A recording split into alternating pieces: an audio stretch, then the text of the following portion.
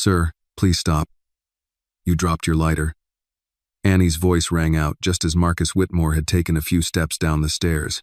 Annie took a few quick steps forward, the silver lighter resting across both of her palms. "Mr. Whitmore," but Marcus had barely turned back when the security guard moved in front of him. Carl Benson caught Annie by the wrist before she could come any closer. "Hey girl," he said, his fingers tightening. "Put that lighter down before someone thinks you stole it." Annie tried to pull her hand back, but Carl didn't let go right away. "He left the lighter at his seat a few minutes ago," she said, her voice trembling but clear. Carl stepped closer, lowering his voice.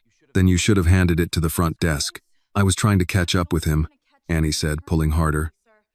"I was only trying to give it back." Marcus Whitmore's eyes moved from Carl's hand to Annie's face, to the lighter she was still holding out. Carl turned quickly. "Sir, please let me handle this." The guard looked annoyed. "You followed Mr. Whitmore out of the lounge carrying his personal property?" The guard reached for the lighter. "Hand it over." Annie held it out. "I didn't steal anything," she said. "I didn't say you did." "You didn't have to." The guard's face changed.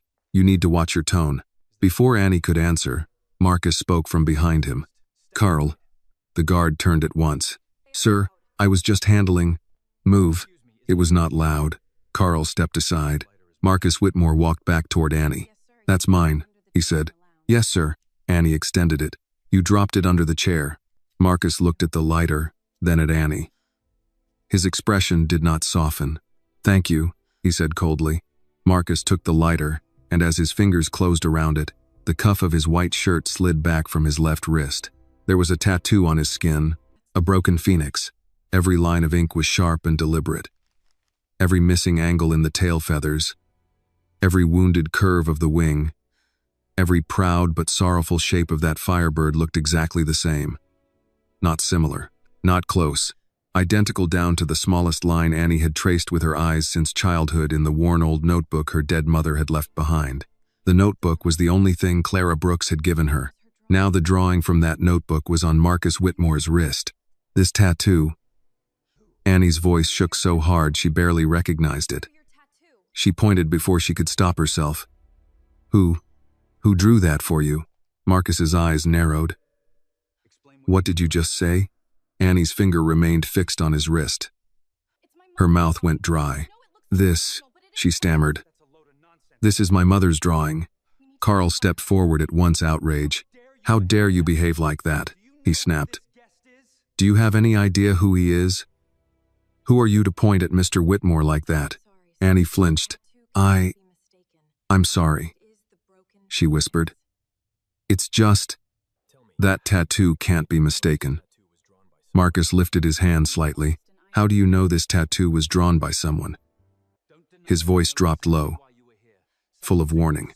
"No one in this world knows that except me and the person who drew it. Who are you? Who sent you here to spy on me?" Annie raised her head. "I'm not a spy," she said, choking on the words but holding his gray eyes. "But that drawing, it belonged to my mother." The billionaire's hand froze. "If you wanted my attention, you have it," Marcus said. "And if your intention was to irritate me, you've succeeded." Annie swallowed. "What's your name?" he asked.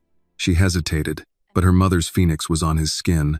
"My name is Annie Brooks," she said. "Clara Brooks was my mother." "Sir," she said, her voice softer now. "That drawing is still in my mother's notebook." Marcus's lips parted, but no answer came at first. Then he whispered one word. "Clara." Behind Annie, the VIP lounge kept moving.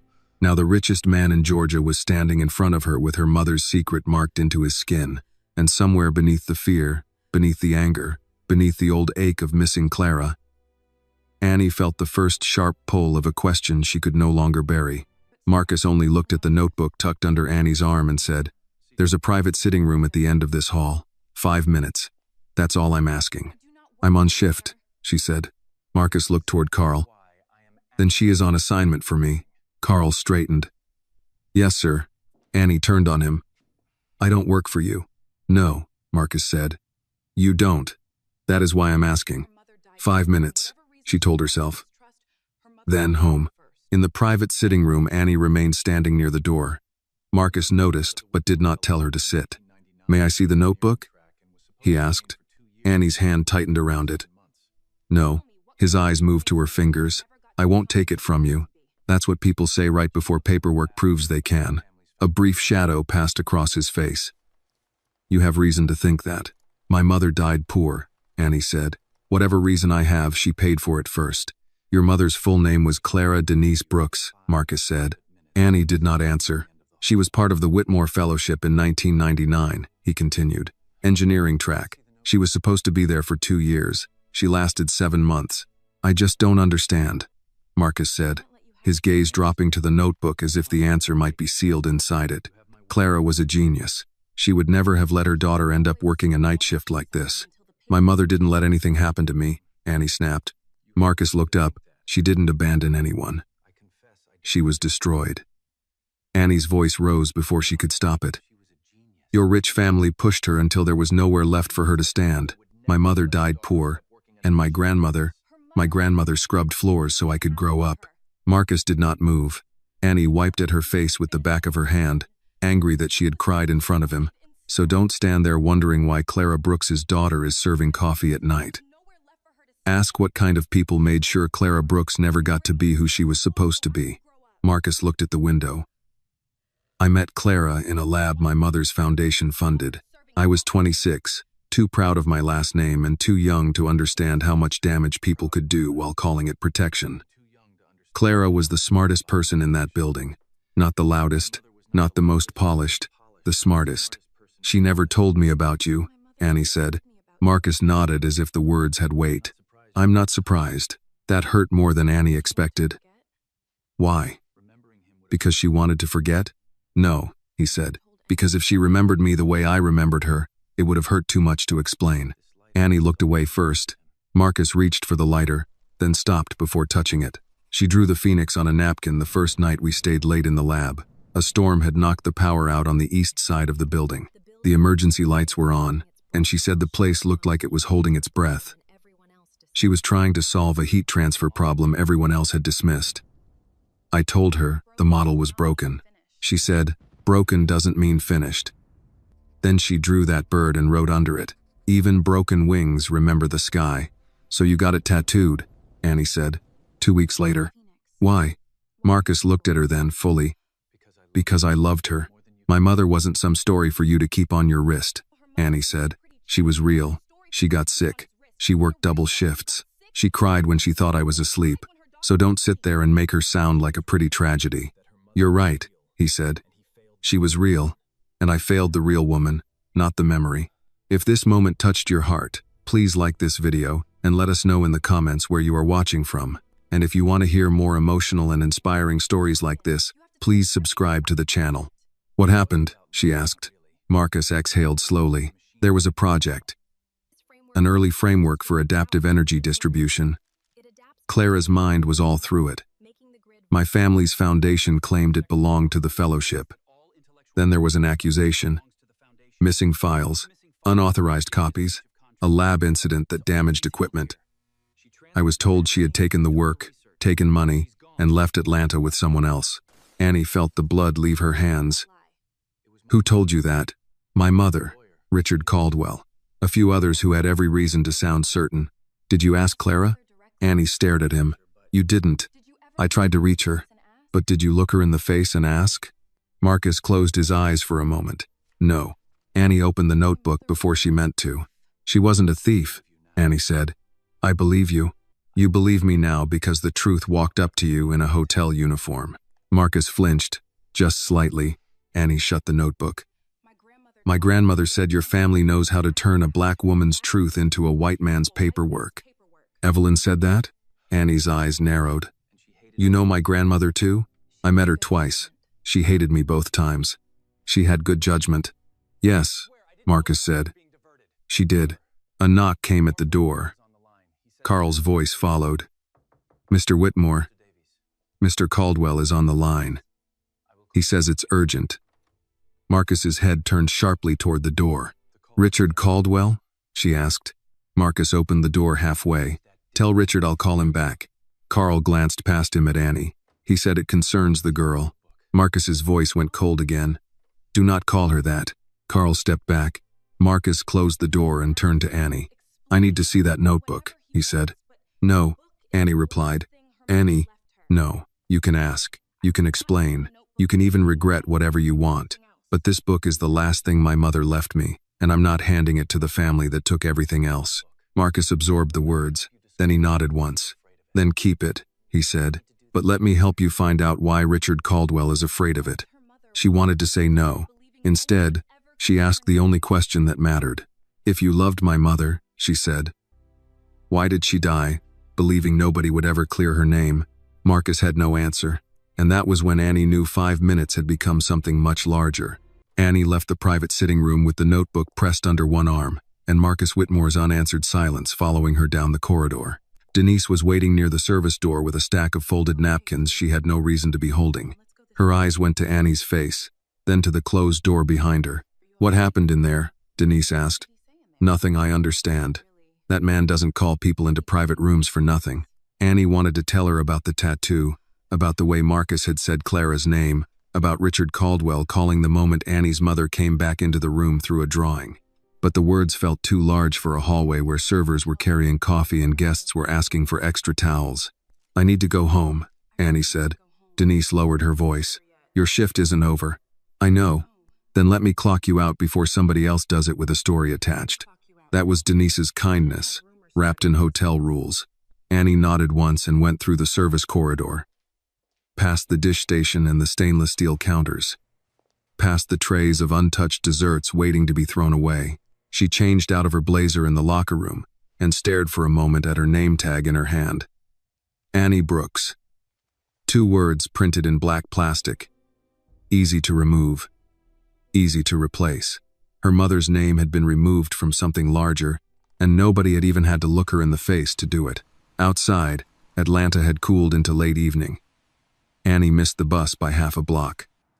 She watched the red taillights pull away from the curb and closed her eyes, breathing through the frustration.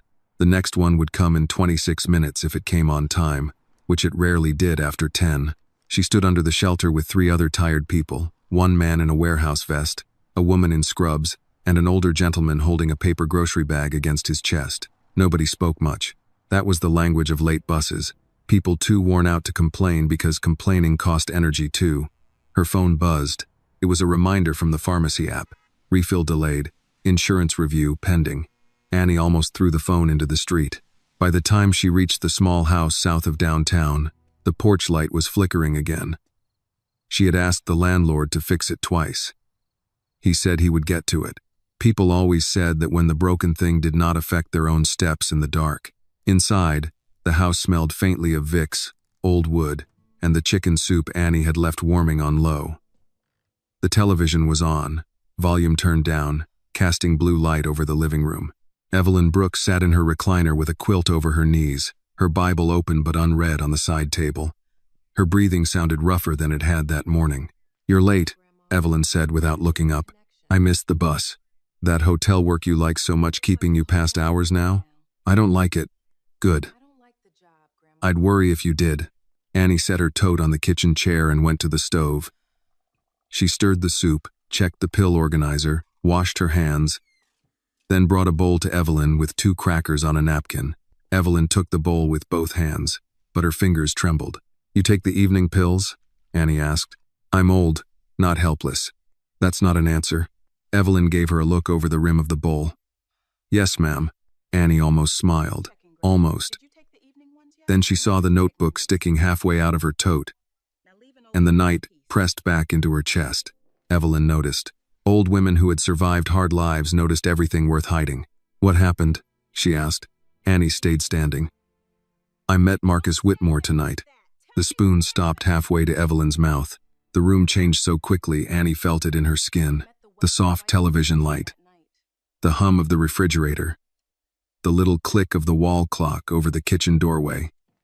Everything stayed the same, but Evelyn did not. Her shoulders tightened, her eyes sharpened. For a moment, she did not look sick at all. Why would you meet that man? He came into the VIP lounge. He dropped a lighter. I tried to give it back. Evelyn set the bowl down. And? He has a tattoo. Evelyn's face closed. A phoenix, Annie said. Broken wing, same as Mama's drawing. Sit down. I don't want to sit. Annie. No, Grandma. Not tonight. Annie pulled the notebook from her tote and held it against her chest. He knew her. He knew Mama's middle name. He said she was in the Whitmore Fellowship in 1999, engineering track. He said he loved her. Evelyn turned away, but not fast enough. Annie saw the pain before the anger covered it. That man has no business saying your Mama's name. Why? Because people like him can afford memories. We had to afford rent. That's not an answer. It's the only one you need. Annie stepped closer. He said Richard Caldwell lied. He said Mama was accused of taking a project. He said he tried to reach her. Evelyn laughed once, dry and bitter. Tried. That's a rich man's word. It means he made an effort, until the effort became inconvenient. Annie heard Marcus's silence again when she had asked if he looked Clara in the face. Maybe. But you know more than you're saying. Evelyn picked up the bowl again, then put it down because her hand shook too hard. I know enough to tell you to stay away from Whitmore men and Whitmore lawyers. Mama wrote Richard took the wings. Marcus never knew. Evelyn's eyes snapped to the notebook. Annie saw it then, not surprise. Recognition. You've read that line before, Annie said. I saw your mother write plenty of things after that family was done with her. What does it mean? It means pain makes poets out of people who needed lawyers. Grandma, Evelyn coughed, deep enough that Annie forgot her anger for a second and reached for the water glass. Evelyn took a sip, waved her off, and leaned back with her eyes closed. When your mama got that fellowship, she thought the world had finally opened a door, Evelyn said. She bought one good skirt from a thrift store and ironed it every night like it was silk. She'd leave before sunrise, come home with grease on her sleeves and numbers written on her hands. She was happy in a way I didn't trust. Because of Marcus? Because of all of them. I cleaned floors in that building. I saw how they smiled at Clara when she solved their problems, then looked through her when donors walked in. I saw Mrs. Victoria Whitmore look at my daughter like Clara had stepped on a rug she wasn't worthy to touch. Annie sat down slowly. Evelyn's voice lost some of its anger and became something worse, something tired. I told Clara not to fall in love with that boy. I told her a rich white family in Georgia might fund your future, but they won't let you marry into theirs without making you pay first. But she loved him. Yes, Evelyn's mouth tightened. And he loved her, maybe. But love that needs permission from cowards is not protection. Annie looked toward the window. A car passed, headlights sliding over the wall, and across a framed photo of Clara holding Annie as a baby. Clara looked thin in the picture, but her smile was real. What happened to the project? Annie asked. Evelyn did not answer. What did they take from her? Her name, Evelyn said. That was the first thing. Once they took that, everything else got easier. Annie felt the words settle into her. Did Marcus know about me? Evelyn went still again. The silence was too long. Annie's heartbeat changed. Grandma, you need to eat something, Evelyn said. No. Did Marcus know I existed? Evelyn reached for the quilt and pulled it tighter over her knees. Her eyes were wet now, but her voice was hard. There are questions that don't heal anything. That means yes or no, and you're afraid to say which. It means I kept you safe. From my father? The word came out before Annie could stop it. Once it was in the room, neither of them could pretend it had not been spoken. Evelyn closed her eyes. Don't you do that. Don't you take one tattoo and one sad story from a man in a fine suit and build yourself a father out of it. I'm asking you for the truth. I gave you the truth that kept you fed. You gave me silence. I gave you a childhood. Annie stood, anger and grief twisting together. No. Mama gave me that. You helped. But if he was part of my life and you cut him out, I deserve to know. Evelyn's hand went to her chest. Annie stopped. Grandma, I'm all right. You're not. I said I'm all right. But she was breathing too fast. Annie grabbed the pill bottle from the side table, checked the label, then reached for her phone. Evelyn tried to wave her off. Don't call anybody. We don't need another bill. I don't care about the bill. That's because you're 18. Annie called the nurse line anyway. While she waited through the recorded menu, Evelyn watched her with an expression Annie could not read. Love, fear, guilt, Maybe all of it. The nurse told Annie to bring Evelyn in if the chest pressure did not ease within the hour. Annie knew what that meant. It meant hope it passes, because the emergency room would cost more than they had. After the call, Annie brought a blanket from the bedroom and tucked it around Evelyn's shoulders. For a while, neither of them spoke. The anger did not leave, but it sat down beside worry, and worry was heavier. At last, Evelyn said, "Clara made me promise not to let that family near you." Annie looked at her. Why? Because by the time she knew she was carrying you, she didn't trust anyone with the name Whitmore attached. Did she trust Marcus? Evelyn's lips trembled. She wanted to. That was the problem. Annie sat on the edge of the coffee table, close enough to hear the small rattle in Evelyn's breath. "Grandma, I'm not trying to hurt you. I know. But if Mama was wronged, I can't just keep serving coffee under the same name that buried her." Evelyn reached out and touched Annie's cheek, her palm dry and warm. "Baby, justice sounds holy until powerful people hear you asking for it. Then they call it trouble." Annie covered her grandmother's hand with her own. "Maybe I'm tired of being quiet so they can stay comfortable." Evelyn looked at her for a long time. And in that look, Annie saw the whole history of women who had survived by choosing silence, when speaking could cost them everything. "Then don't go alone," Evelyn said. "Who am I supposed to go with?" Evelyn turned her head toward the little table by the window. "There's a man named Samuel Reed. Used to work security at Whitmore Industries before they pushed him out. He came by after your mama died. Left a number. I kept it in the Bible." Annie went to the table and opened the Bible with careful hands. Between Psalms and Proverbs was a folded church bulletin, yellowed at the edges. A phone number was written across the back. Under it, in Evelyn's handwriting, were 4 words: "If Annie ever asks."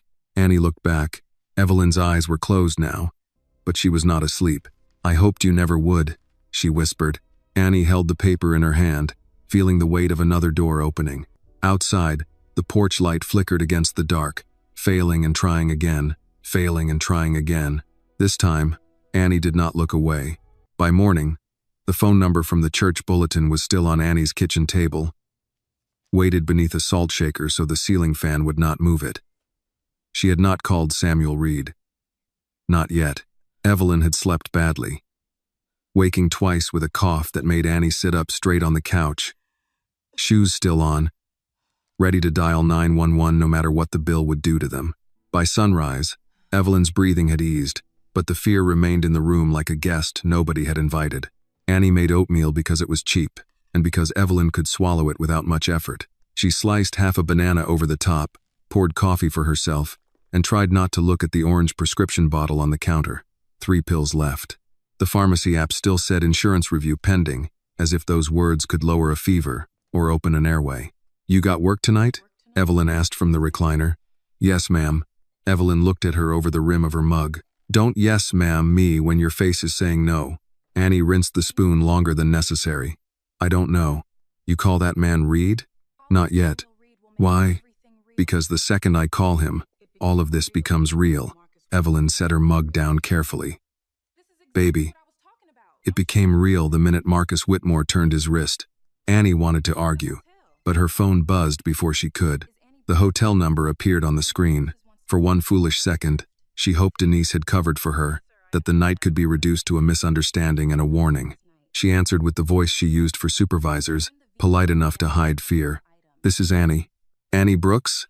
It was Mr. Harlan, the evening operations manager. "We need you to come in before your shift today. Human Resources wants to speak with you." Her stomach tightened. "Is this about last night?" "There was an incident involving a VIP guest's personal item. I returned it. I'm not discussing it over the phone. 3 o'clock. Use the employee entrance." The line went dead. Evelyn watched her. "They firing you?" "They said HR wants to talk. That means they already wrote the ending and want you there to listen." At 2:30, Annie put on her hotel uniform with the same care she had used the night before. White blouse, black vest, black slacks, flats polished with a paper towel. She tied her hair back and pinned on her name tag, Annie Brooks. She looked at herself in the bathroom mirror and tried to see someone who did not need this job so badly. She failed. Before leaving, She placed Evelyn's pills beside a glass of water. Take the blue one at 4. Not 5. 4. I raised your mama and you. I can read a clock. Then read it at 4. Evelyn's mouth twitched, but her eyes softened. Hold your head up in there. I always do. I know, that's why they notice.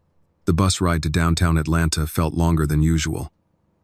Annie sat near the front, the notebook in her tote. Samuel Reed's number folded inside it. Every few blocks, the city changed faces. Small houses with chain-link fences, tire shops, fast food signs, new apartments with names like the Meridian and the Sutton, glass balconies shining above streets where people waited for buses in work shoes. Atlanta was good at building over old pain without removing it. At the employee entrance of the Whitmore Grand, the security guard checked her badge longer than he needed to.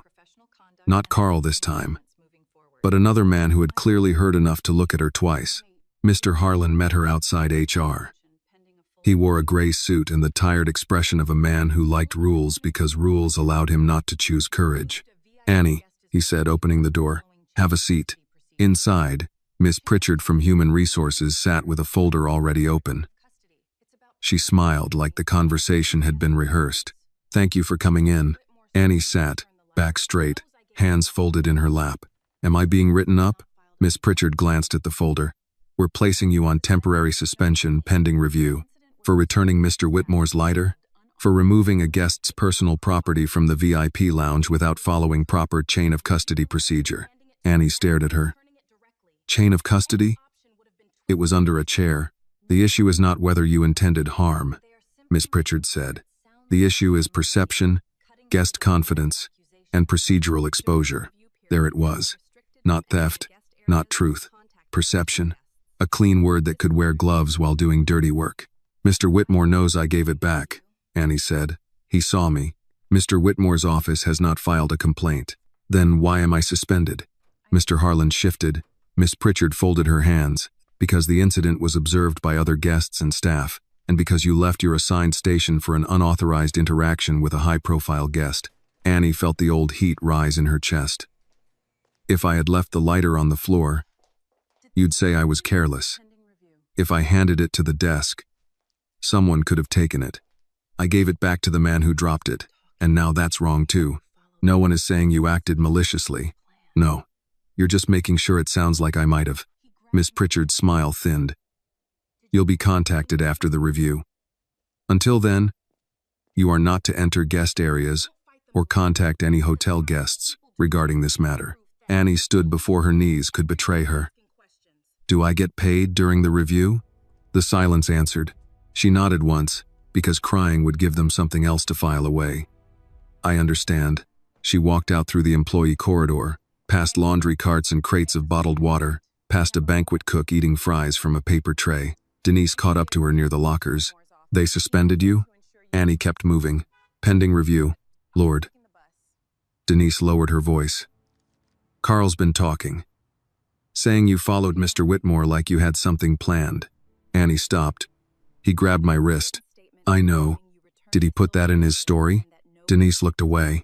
Annie laughed once, sharp and humorless. Of course not. Annie, listen to me. Don't fight them alone. People like this, they don't have to prove you stole something. They just have to make everybody tired of asking. Annie thought of Samuel Reed's number. Pain can tell you where to look, but only evidence can make powerful people listen. When she exited into the afternoon heat, a black sedan was parked near the curb.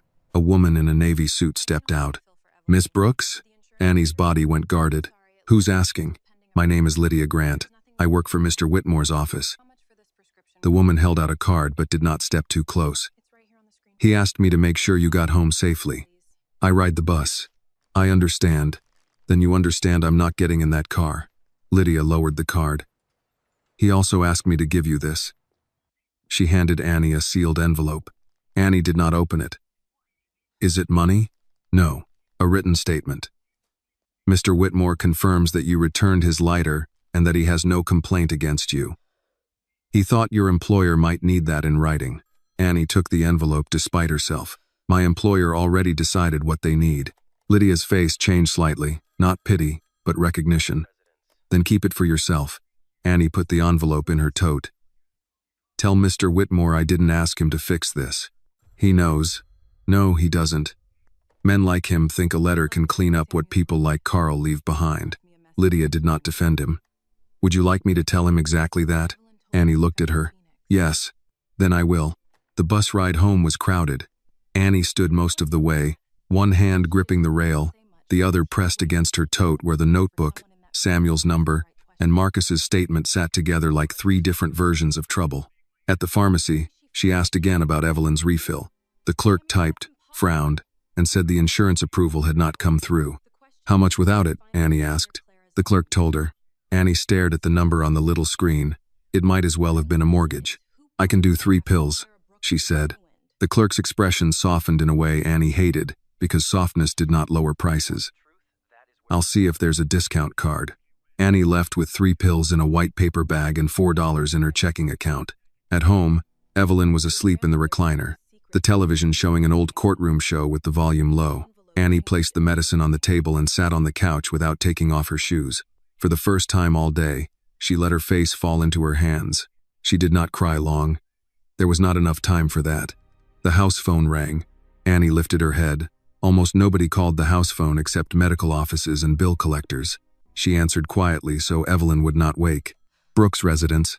A man's voice came through, older, low, careful. "This Annie Brooks?" "Yes. My name is Samuel Reed. Your grandmother left me a message this morning." Annie turned toward Evelyn, who still appeared asleep except for one hand resting near the arm of the chair, too deliberately still. Samuel continued, "Miss Evelyn said you found the phoenix." Annie's fingers tightened around the receiver. "She told you that?" "She didn't have to tell me much.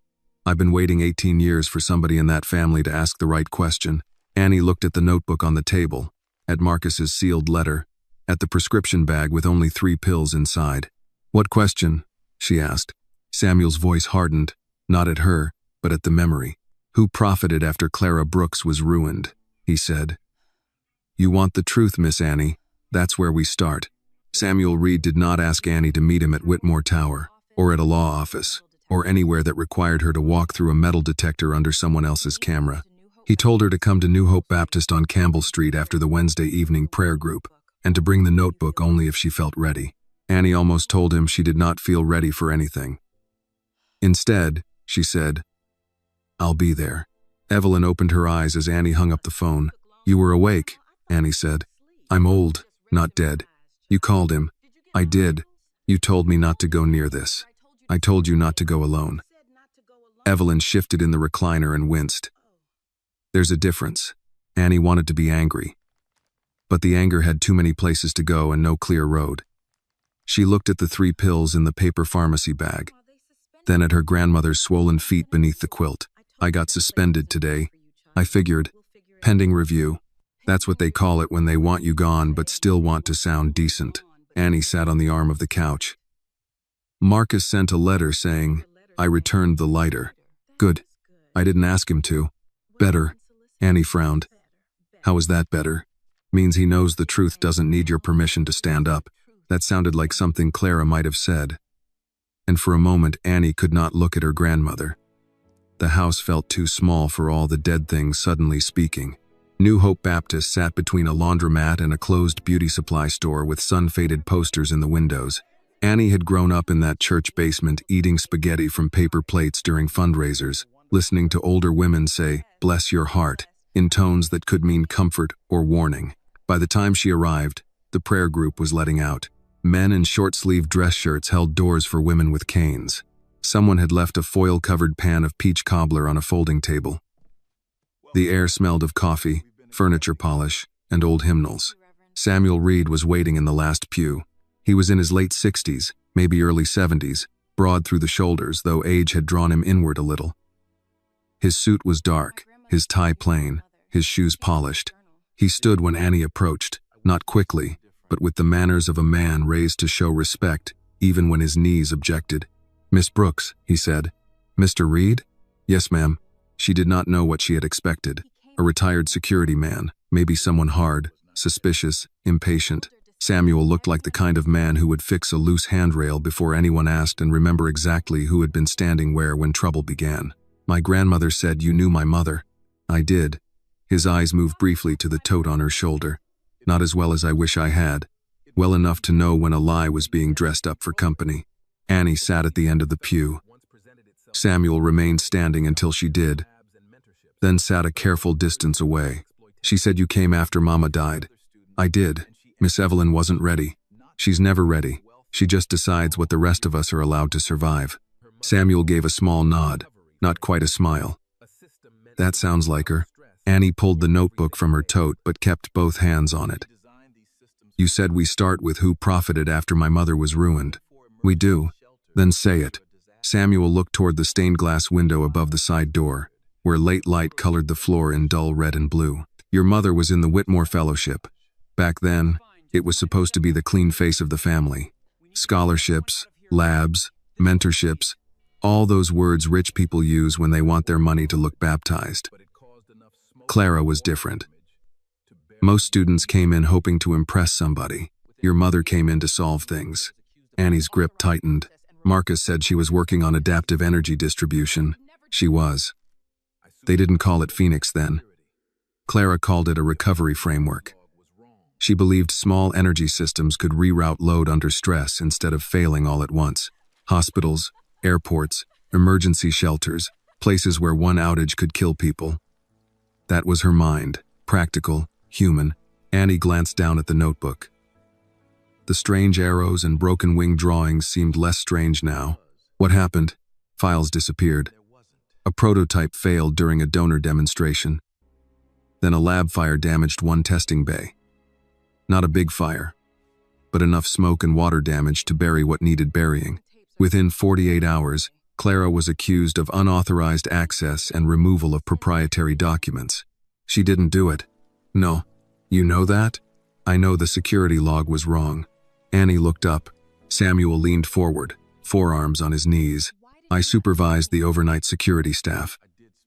The night before the prototype failed, Clara's badge was recorded entering Lab C at 11:43 p.m. But I saw her leave the building at 9:12.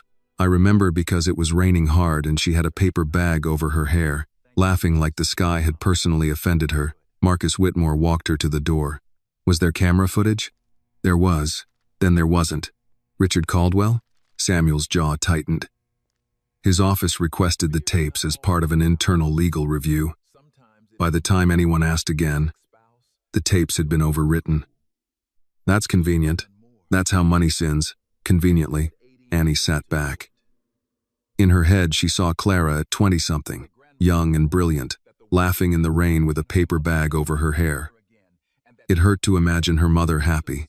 It hurt worse to know someone had noticed and still not saved her. Why didn't you say anything? I did. To who?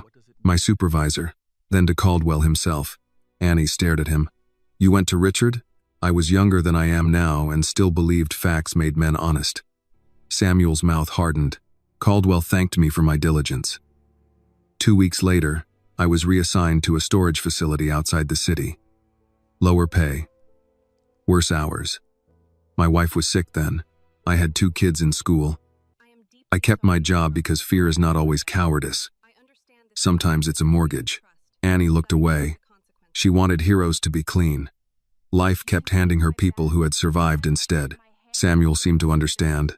I should have done more. I've had 18 years to know that. Why now? Because your grandmother called. Because Marcus Whitmore's name and Clara's name are in the same sentence again. Because if Caldwell is nervous enough to move this fast, something he buried is close to the surface. Annie opened the notebook. She turned to the last page and showed him the line. Richard took the wings. Marcus never knew. Samuel read it once. His face did not change, but his hand closed into a fist on his knee. She wrote that after she came back to your grandmother's place, he said. You saw it? No, but I saw Clara one time after the accusation. She came to the building to collect personal items. Miss Evelyn was with her. Clara looked like someone had taken the future out of her hands and told her to apologize for dropping it. Annie's eyes burned. Did she say anything? To me? No. To Caldwell? Yes. Samuel paused long enough that Annie felt the church grow quiet around them. She said, You can take my badge, Mr. Caldwell, but you cannot make my hands forget what they built. Annie looked down at her mother's handwriting. He took it anyway. Yes. Her work moved into Whitmore archives. Parts of it reappeared years later under different project names. Phoenix 1 is just the latest version. Annie heard Marcus's voice from the sitting room. Clara was a genius. She would never have let her daughter end up working a night shift like this. What am I supposed to do? She asked. I'm 18. I don't have a lawyer. I don't even have a job now. Samuel reached inside his jacket and took out a folded envelope. You start by keeping copies. He handed it to her. Inside were 2 photocopied pages, yellowed with age. One was an old security shift note with Samuel's signature. The other was a handwritten timeline. I kept those? Annie asked. I did. Not enough to clear her then. Maybe enough to point us somewhere now. Where? Helen Carter. She was administrative secretary for the fellowship. If letters moved, if files were rerouted, if Caldwell had a quiet channel. Helen saw the paper. Is she alive? Yes. Retired. Lives in Decatur with her daughter. Scared of her own shadow when it comes to Whitmore, last I heard. Annie slid the papers back into the envelope. And if she won't talk? Samuel looked at her with a sadness that felt practiced. Then we ask why an old woman is still afraid of a lawyer after 23 years. Before Annie could answer, her phone buzzed. She checked the screen. Unknown number. For a second, she thought it might be Marcus. But the message was from no name at all. You should stop digging before your grandmother loses more than sleep. Annie's stomach turned cold. She showed Samuel. The old man read it, then stood slowly, the carefulness gone from his face. When did this come? Just now. Did you tell anyone you were meeting me? No. Samuel looked toward the church entrance. Through the glass, a dark SUV sat across the street with its lights off. Annie followed his gaze. Her first instinct was fear, sharp and simple. Then came anger, steadier and more useful. They're watching me? Samuel took out his phone. Maybe. Don't look at it too long. Annie looked anyway. All her life, power had been something distant. Names on buildings, bills in envelopes, rules written by people who never had to obey them. Now it sat across the street in a dark vehicle, close enough to see the church door. Samuel dialed a number. Marcus Whitmore needs to know Caldwell is already moving. I didn't say I trust Marcus. You don't have to trust him to use the fact that Caldwell fears him. Annie put the notebook back in her tote, but she kept the old security note in her hand. The paper was thin, almost fragile. Still, it had survived longer than the lie was supposed to allow. Samuel spoke into the phone, low and controlled. This is Reed. Tell Mr. Whitmore the girl got a threat.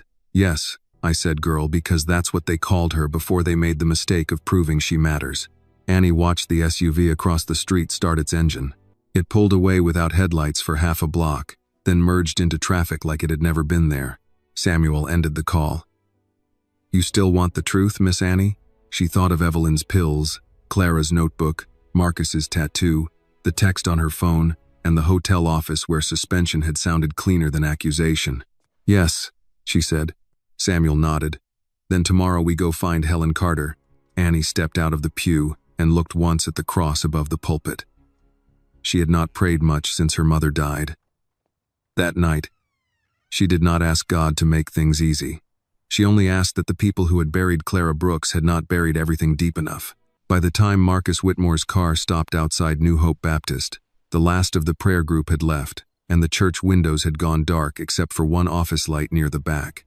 Annie stood beside Samuel Reed under the small awning, her tote pressed against her side, watching the black sedan idle at the curb. Marcus stepped out without a driver opening the door for him. That small act did not impress Annie, but she noticed it. Men like him usually had other people touch handles first. His eyes went to her face, then to Samuel. Where is the message? Annie held up her phone. Right here. Marcus did not reach for it. May I? She handed it over. He read the threat once, and whatever softness had been in his face when he spoke, Clara's name disappeared. You should stop digging before your grandmother loses more than sleep, he read quietly. Samuel watched him. That sound like anyone you know? Marcus gave the phone back to Annie. It sounds like someone who wants her frightened but not yet harmed. That means they're warning before they're ready. Or before they think she is. Samuel said. Annie looked between them. Don't talk about me like I'm not standing here. Marcus turned to her at once. You're right. That was becoming one of the strangest things about him. He corrected himself faster than men with less power. Do you know who sent it? Annie asked. No, but I know who benefits if you stop asking questions. Richard Caldwell. Marcus did not deny it. Samuel folded his arms. Miss Annie and I are going to see Helen Carter tomorrow. Marcus's jaw tightened. Helen Carter is still alive? Alive and scared. Last I checked. She worked in the fellowship office, Marcus said, more to himself than to them. If Clara sent letters, Helen would have logged them. Annie caught the word. Letters? Marcus looked at her. After Clara left the program, I wrote to her. Not once. Many times. Annie stared at him. You never said that. I didn't know if I had the right to say it yet. That's not an answer. No, he said. It's the truth I had ready because it was easier than the answer. Samuel made a low sound that might have been approval or warning. Marcus continued. I wrote to the address I had. Then to your grandmother's old address. Then through the foundation office when Richard told me Clara had requested all correspondence go through counsel. I received one letter back. What did it say? His face hardened, but not at her. That Clara wanted no further contact. That what happened between us had been a mistake. That she had moved on. Annie felt the notebook grow heavier against her hip. And you believed it? I was 26 and angry and humiliated and trained from birth to think the world came to me with accurate reports. He looked down the empty street. So yes, I believed what I wanted to be too proud to question. Annie should have hated him more for that. Instead, she hated how human it sounded. My mother never talked like that. No, Marcus said. She didn't. For a moment, none of them spoke. Across the street, traffic moved along Campbell. Ordinary headlights passing over brick storefronts and closed doors. Somewhere down the block, someone laughed outside a barber shop. The city had no idea that one dead woman's name was beginning to move again through people who had once failed her. Marcus looked at Samuel. I can arrange security for Miss Brooks and her grandmother. No, Annie said immediately. Marcus turned back. You received a threat. I also received suspension, gossip, and a rich man's letter I didn't ask for. Every time your world touches mine, I lose something. He took that without flinching. Then tell me what help doesn't cost you your dignity. The question caught her off guard. Annie looked down at the sidewalk. Her first answer was none. No help from him. No help from Whitmore money. No help that could later be twisted into proof that she had wanted something. Then she thought of Evelyn breathing in that recliner, pretending chest pain was a bill they could ignore. My grandmother needs medicine, she said, hating every word. And probably a doctor. A real one. But if you pay for it, people will say I sold you a story. People already know how to lie, Marcus said. Let them learn to be embarrassed by evidence. That sounds easy when your name is on buildings. It isn't easy, he said. But it is possible. Samuel stepped in before Annie could answer. If you want to help, do it clean. No cash. No favors under the table. Put it through a patient assistance fund or a charity account with documentation. Miss Annie gets copies of everything. Marcus nodded. Done. Annie looked at Samuel. You had that answer ready. I'm old, Samuel said. I don't improvise where lawyers are concerned. Marcus reached into his coat and took out a card. He did not hand it directly to Annie. He offered it to Samuel first, as if understanding she needed distance. This is Lydia Grant's direct number. She'll coordinate medical arrangements only with Annie's approval. Annie took the card from Samuel, not Marcus. That small boundary steadied her. Marcus said, tomorrow morning I want you both at Whitmore Tower before you see Helen Carter. No, Annie said. Annie, no. We are not walking into your building so Richard Caldwell can know every move before we make it. Marcus glanced at Samuel. Samuel nodded. She's right. Marcus looked irritated, but not offended. Then where? Public place, Samuel said. Busy. Early. Busy enough that nobody wants to make a scene. Annie thought of a diner near the hospital where nurses ate before shift change and old men argued over coffee. Peachtree Diner, she said. 7:30. Marcus gave a short nod. I'll be there. And no entourage, she added. No entourage. No Carl. A brief coldness crossed his face. Carl will not be near you again. Annie wanted to believe that. She did not let herself. The next morning, Annie arrived at Peachtree Diner wearing jeans, a clean blue blouse, and the same flats from work. She had slept 3 hours. Evelyn had pretended to sleep until Annie left, then called after her to take a jacket even though the Georgia morning was already warm. Peachtree Diner smelled like bacon grease, coffee, and syrup. The booths were red vinyl cracked at the edges. A waitress with silver hair called everyone honey and meant different things by it depending on how they behaved. Annie chose a booth near the window. Samuel arrived 5 minutes later, carrying a folder under one arm. Marcus arrived at exactly 7:30. Alone, the room noticed him. It would have been impossible not to. He did not belong among truckers, nurses, retirees, and a boy doing homework over pancakes. But he did not act as if he needed the room cleared. He took the seat across from Annie and Samuel, ordered black coffee, and waited until the waitress left before speaking. "I spoke with Lydia," he said. "Street Catherine Medical Center. Can evaluate Miss Evelyn today. No admission without Annie's consent. No billing in her name without written review. Copies to Annie and Mr. Reed." Annie studied him. "Why Street Catherine? It has the best cardiac unit in Atlanta. And you own it?" "No. I sit on a donor board. That gives me access, not ownership. Rich people have a lot of words for ownership." Samuel made a sound into his coffee. Marcus accepted the hit. Fair. Annie did not thank him. She could not yet, but the tightness around her ribs loosened slightly. Samuel opened his folder. "Now, Helen Carter." He slid a printed page across the table. It had an address in Decatur and a phone number. She lives with her daughter. Doesn't answer unknown calls. We go in person. Polite. No pressure. Marcus looked at the address. "She may not speak if she sees me." "She definitely won't speak if she sees you first," Samuel said. "Annie and I go to the door. You wait in the car." Marcus's pride flickered. Then he nodded. Annie watched him. "You're not used to waiting outside, are you?" "No." "Good practice." For the first time, Marcus almost smiled, but it disappeared before it became one. Samuel tapped the table. "There's something else.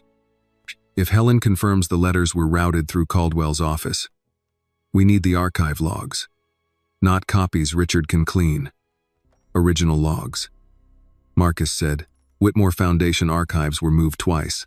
Some records are in the tower, some in off-site storage. Who controls access?" Marcus's silence answered. Annie leaned back. "Richard." "Yes. Then by now he's already moving things." "Not if he doesn't know exactly what we're looking for," Marcus said. Annie thought of the threat on her phone. "He knows enough." The waitress returned with coffee and looked at Marcus. "You eating, sir?" Marcus glanced at Annie's untouched menu. Annie said, "Don't wait on me. I'm not hungry." The waitress looked at her with the blunt wisdom of someone who had raised children. "Baby, hungry or not, you look like you need eggs." Annie blinked. Samuel chuckled softly. Marcus said, "3 breakfasts, please, whatever she recommends." Annie frowned. "I can pay for mine." "I didn't say you couldn't." The waitress pointed her pen at Marcus. Smart answer. When she left, Annie looked out the window. Across the street, morning light hit the glass of downtown buildings, turning them bright enough to hide what happened inside them. Her mother had walked into one of those buildings believing talent would protect her. Annie knew better now. Talent needed witnesses.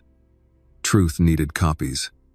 And courage, she was beginning to understand, needed breakfast, whether it wanted it or not. After they ate, Marcus drove separately as promised. Samuel and Annie rode in his old Buick, where the dashboard clock was wrong and gospel radio played low. The drive to Decatur took them past oak-lined streets, small brick homes, and yards with plastic flamingos fading in the sun. Helen Carter's house was pale yellow with white shutters and a porch full of potted plants. A wind chime moved gently, though there was almost no breeze. Samuel parked at the curb. Marcus's sedan stopped half a block behind them. Annie looked at the house, then touched the notebook in her lap. Samuel turned off the engine. "Remember, we are not here to scare an old woman. What if she lies? Then listen for what the lie is protecting."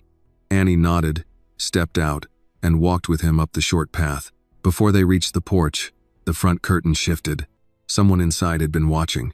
Samuel knocked first, gently, the way older people knocked when they wanted the person inside to know they had been raised right. No one answered. He waited, then knocked again. "Mrs. Carter?" "It's Samuel Reed. I used to work security at Whitmore Foundation. I'm here with Clara Brooks's daughter." The curtain moved again. Annie stood beside him with the notebook held against her ribs. The porch boards were clean, swept recently. A small ceramic angel sat near the door, its wings chipped at the edges. On the rocking chair was a folded quilt, faded blue and white, the kind someone used every morning and brought inside before rain. A woman's voice came through the door. "I don't know anybody by that name." Samuel did not argue. "Yes, Mom." Annie looked at him, surprised. He added, "But I think you remember the Phoenix." The house went quiet. A deadbolt turned. Then another. The door opened only as far as the chain allowed. An elderly white woman looked out through the gap. Her hair was thin and pinned back. Her glasses hung from a cord around her neck. She looked past Samuel first, then at Annie, and whatever she saw there made her hand tighten on the door. "You shouldn't have come here," she said. Annie answered before Samuel could. "I didn't want to." Mrs. Carter's eyes flicked to the notebook. "Is that hers?" "Yes, ma'am," Annie said. "My mother's." The old woman closed her eyes for a second. "Lord have mercy." From inside, a younger woman called, "Mama, everything all right?" Mrs. Carter opened the door wider but kept the chain on. "Go finish your call, Denise." "I'm fine." Annie almost turned at the name, but the woman inside did not appear. Footsteps moved away. Mrs. Carter looked back at Samuel. "If Richard Caldwell sent you, you can tell him I'm too old to be useful and too close to Jesus to be threatened." Samuel's mouth tightened. "Richard didn't send us. Then he'll know soon enough." "Maybe," Samuel said, "but Miss Annie deserves to know what happened to her mother." Mrs. Carter stared at Annie for a long moment. "You have Clara's eyes. My grandmother says I have her temper. She had reason for it." The chain slid free. Mrs. Carter stepped back and let them in. The house smelled of lemon cleaner, old paper, and something baking. The living room was small but orderly, with family photographs on every shelf. Children in graduation gowns. A man in uniform, a younger Mrs. Carter standing beside a church choir. Annie noticed how a life could be displayed so plainly when no one had tried to erase it. Mrs. Carter led them to the kitchen. "Sit down. I don't talk about the dead standing up." Annie and Samuel sat at the table. Mrs. Carter filled a kettle, though her hands shook enough that water splashed onto the counter. "You don't have to make tea," Annie said. "Yes, I do. My nerves need something to do." Samuel waited until she sat across from them before speaking. "Mrs. Carter, we need to ask about correspondence routed through the fellowship office in 1999 and 2000. The old woman's face closed. "That was a long time ago." "Not long enough," Annie said. Mrs. Carter looked at her, and some of the defensiveness left her. "No, I suppose not." Annie opened the notebook to the first Phoenix drawing and turned it toward her. Mrs. Carter's hand went to her mouth. She touched the edge of the page but not the drawing itself, as if the ink still belonged to someone who might object. "She drew that on envelopes," Mrs. Carter whispered. "Every one she sent him. Sometimes small in the corner, sometimes across the back flap. I told her once it would make the mail easy to recognize. She said that was the point." "To Marcus?" Annie asked. Mrs. Carter nodded. "Mr. Marcus, yes. Back then he wasn't like he is now." He laughed more. "Not around his mother, and never around Mr. Caldwell. But with Clara he did." Samuel leaned forward. "The letters didn't arrive." "No," Mrs. Carter said. "They came through the office after the incident. That was Mr. Caldwell's instruction. All communication involving Clara Brooks was to be reviewed by legal counsel before delivery." "Why would Clara agree to that?" Annie asked. "She didn't.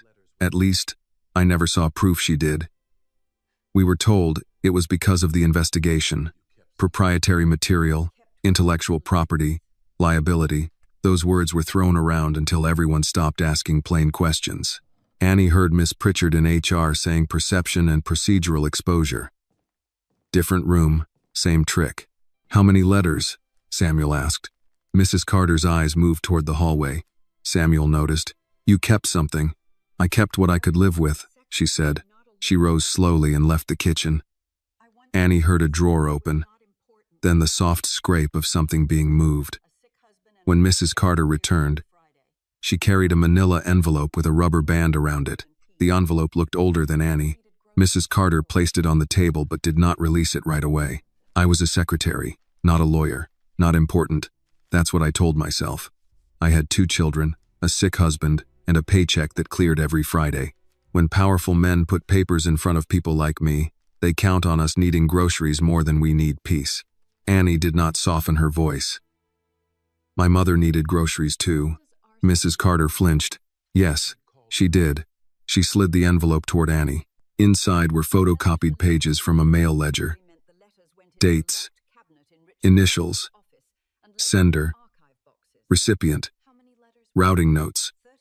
Annie saw her mother's name again and again. Clara Brooks. To Marcus Whitmore. Marcus Whitmore to Clara Brooks. Some entries had a small mark in the margin, like a stamped code. "What does RC review mean?" Annie asked. "Richard Caldwell," Samuel said. Mrs. Carter nodded. "Those were held for legal review." That was what the ledger said.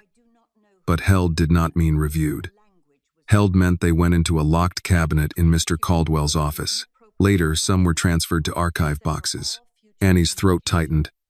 "How many?" Mrs. Carter looked at her hands. 31 from Clara to Marcus that I personally logged. 26 from Marcus to Clara. There may have been more after I was transferred. The numbers entered Annie like a physical weight. 31 times her mother had written. 26 times Marcus had answered. 57 chances stolen by a locked cabinet. And a man with clean hands. "Did either of them know?" Annie asked. Mrs. Carter shook her head. "No, they were each sent one final letter." Samuel's expression hardened. "Forged? I don't know who typed them. I only know I saw them before they went out, and the language was wrong." Clara's letter to Marcus said she regretted an inappropriate attachment and wished to sever all future communication. Marcus's letter to Clara said he accepted the Foundation's findings and wanted no further contact. Annie's fingers pressed into the table. "He didn't write that." "No. My mother didn't either." "No." The kettle began to whistle. Mrs. Carter stood too quickly, and Samuel rose to help, but she waved him off. The sound filled the kitchen until she removed the kettle from the heat. Annie stared at the ledger pages. Suddenly, her mother's silence made a different kind of sense. Clara had not simply been abandoned. She had been answered with cruelty, wearing the mask of Marcus's voice. "Why didn't you come forward?" Annie asked. Mrs. Carter's shoulders sank. "I told myself it was not my place.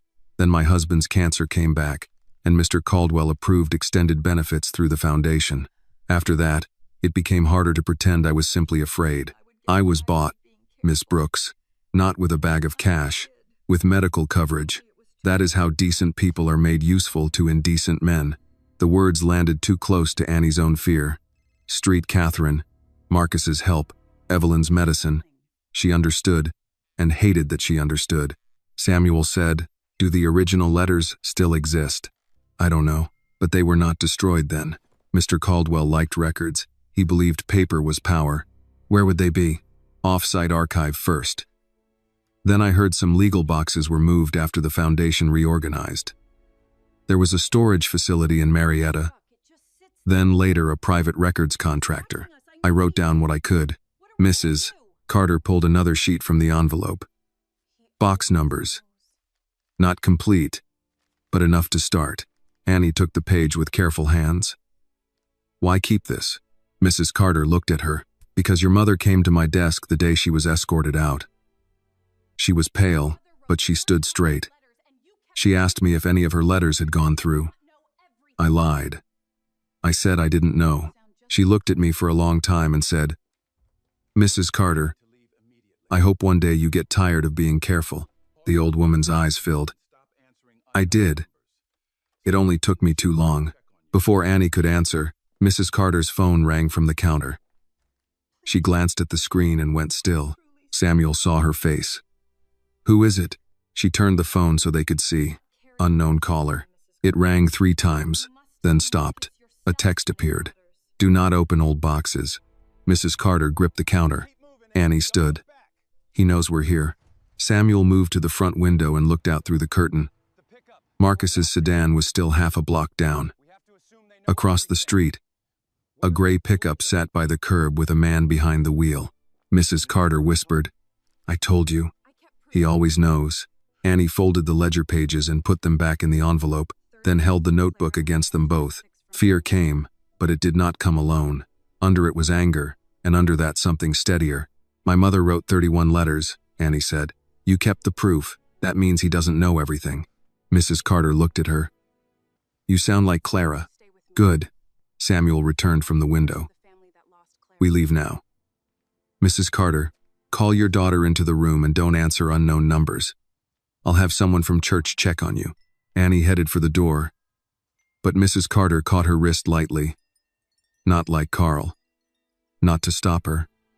To ask. Miss Brooks, she said, when you see Mr. Whitmore, tell him I'm sorry. Annie looked down at the old woman's hand. No, she said. You tell him yourself when it matters. Outside, the gray pickup started as soon as Annie and Samuel stepped off the porch. Marcus was already out of his sedan, watching it pull away. He crossed the street toward them. Did she talk? Annie held up the envelope. She kept proof, she said. Marcus's face changed when he saw the ledger pages through the open flap. Not relief. Not yet. Something more painful. How many?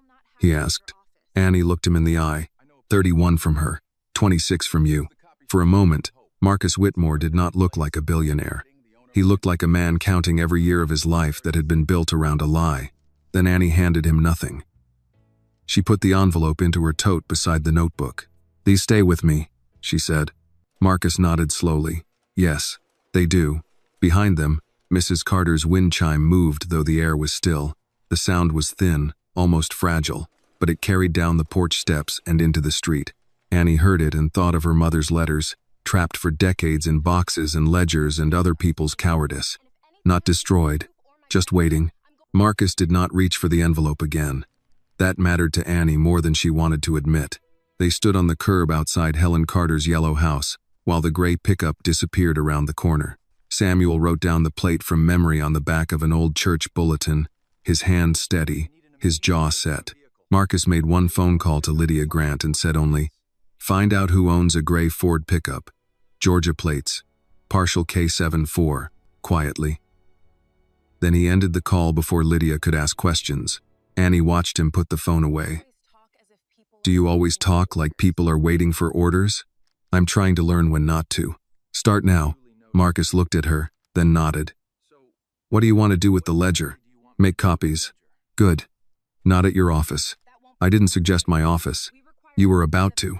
Samuel slipped the paper into his coat pocket. We use the copy shop near New Hope. Old machine, bad lighting. Owner minds his business. Marcus glanced at him.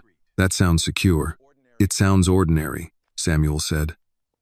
Sometimes ordinary is safer. They drove back toward Atlanta in separate cars.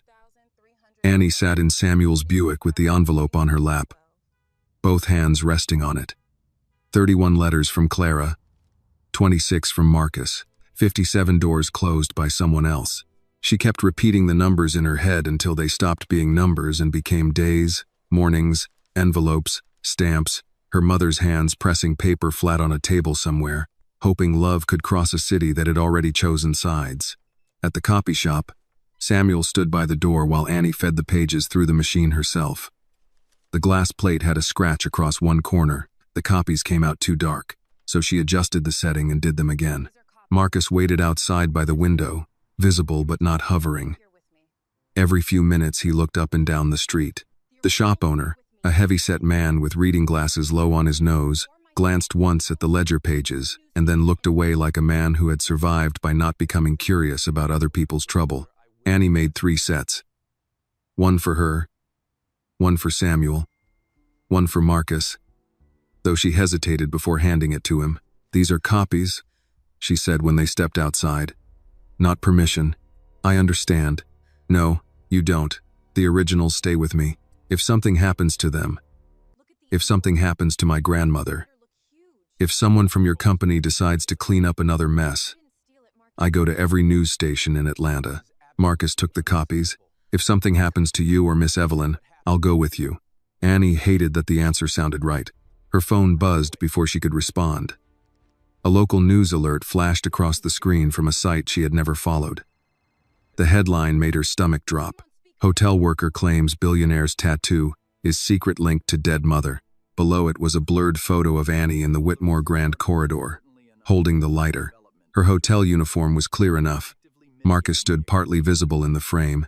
Carl's hand was near her wrist, but the angle made it look like she was being stopped while trying to leave with something. Samuel read over her shoulder and swore under his breath. Marcus's phone rang almost immediately. He looked at the screen.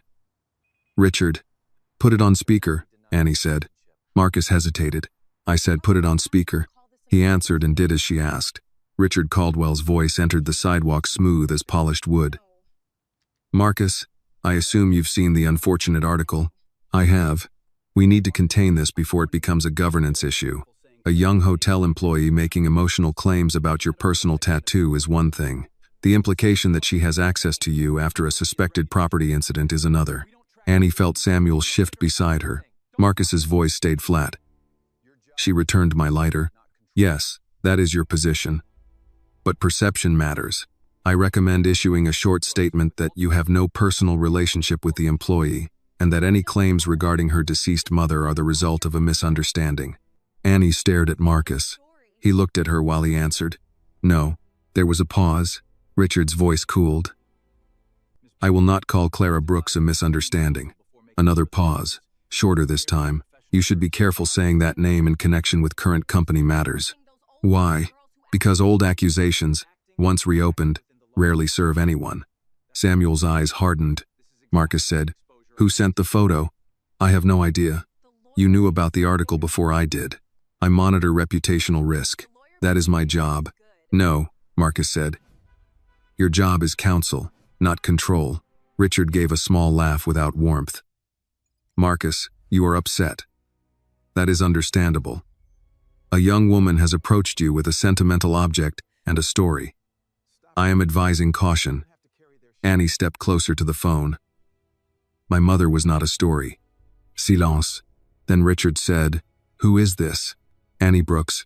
"I see." His tone changed, not enough for a stranger to notice, but enough for Annie to hear the insult beneath the manners. "Miss Brooks, I advise you to retain counsel before making further claims involving Whitmore Industries. I advise you to stop threatening old women and girls who ask questions." Samuel's mouth twitched. Richard did not answer at once. "Marcus, this is exactly the kind of exposure I mean." Marcus ended the call. Annie looked at him. "He's scared." "Yes," Marcus said. "Good." But good did not last long. By late afternoon, the article had spread. A larger Atlanta business blog picked it up with a worse headline. "Former VIP lounge worker linked to strange claim about billionaire's past." Then came the comments. Annie read 3 before Samuel told her to stop. "Gold digger. Scam. Always looking for a payout. Bet she stole the lighter and made up a story when caught." One comment used her mother's name. Clara Brooks? Wasn't she the scholarship girl accused of stealing research years ago? Annie stared at the screen until the letters blurred. Marcus saw her face. "Don't read them. My mother has been dead 3 years, she said. They still know how to drag her out when it helps them." He had no comfort ready, which was better than a cheap one. When Annie got home, a notice from the hotel was waiting in her email. Her suspension had become termination. The reason was violation of guest property handling policy and conduct inconsistent with brand standards. Brand standards. Annie read the phrase twice and almost laughed. Evelyn was awake in the recliner. A paper pharmacy bag sat unopened on the side table. Annie had forgotten to ask Marcus's people about the medical fund. The day had become too large. "You got fired," Evelyn said. Annie looked up. "How did you know?" "Because you walked in like somebody cut your paycheck and expected you to apologize for bleeding." Annie handed her the phone. Evelyn read the email slowly. Her mouth tightened, but she did not curse. That worried Annie more than if she had. "They dressed it nice," Evelyn said. "Still smells." Annie sat on the couch. "They put Mama's name online." Evelyn closed her eyes. "People are saying she stole research." They don't even know her. They never needed to know us to judge us. Annie's phone buzzed again. Lydia Grant. Annie almost ignored it, then answered. Miss Brooks, Lydia said, careful but urgent. Mr. Whitmore asked me to confirm Street Catherine can receive your grandmother tonight for evaluation. No payment requested from you. Documentation will be sent to your email before admission. You can decline. Annie looked at Evelyn, whose breathing sounded shallow even when she tried to hide it. I need to see the paperwork first, Annie said. It's already sent. Annie checked. The email was there. Patient Assistance Fund. No personal debt assigned. No non-disclosure language. No release of claims. Samuel must have told them what to avoid. Evelyn watched her. What is it? Hospital, Street Catherine. They can take you tonight. No. Grandma. I said no. You've been short of breath for 2 days. And I've been black in America for 71 years. I know when help comes with a hook. Annie knelt beside her chair. I read the paperwork. No hook. Samuel will read it too. Evelyn's eyes softened at Samuel's name, then hardened again. And Marcus? He arranged it. No. Annie took her hand. You told me not to go alone. I'm telling you not to die proud in that chair because you're afraid of owing a man who already owes us. Evelyn looked away. Annie's voice broke despite her effort to hold it steady. Please. I can fight them about Mama. I can fight them about the job. I can fight everybody if I have to. But I can't fight your heart from this living room. For a long moment, the only sound was the television murmuring to no one. Then Evelyn squeezed Annie's hand.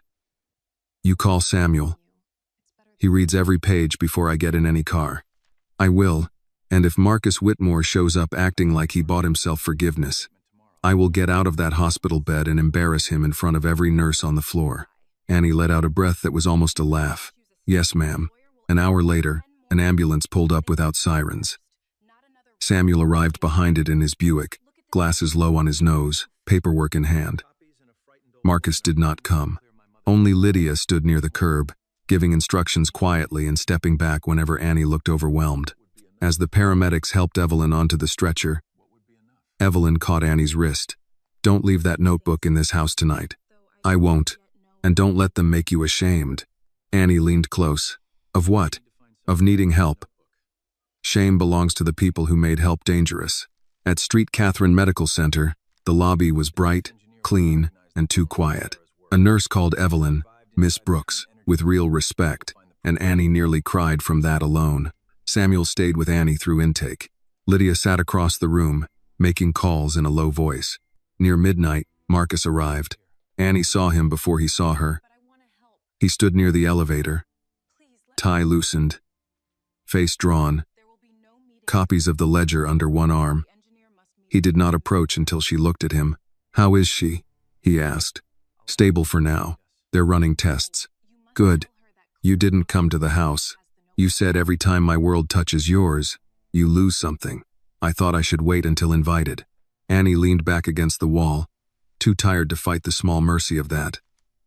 I'm not inviting you. I know. He looked toward the hallway where Evelyn had been taken. I saw the articles, he said. Everybody did. I'm issuing a statement tomorrow. No.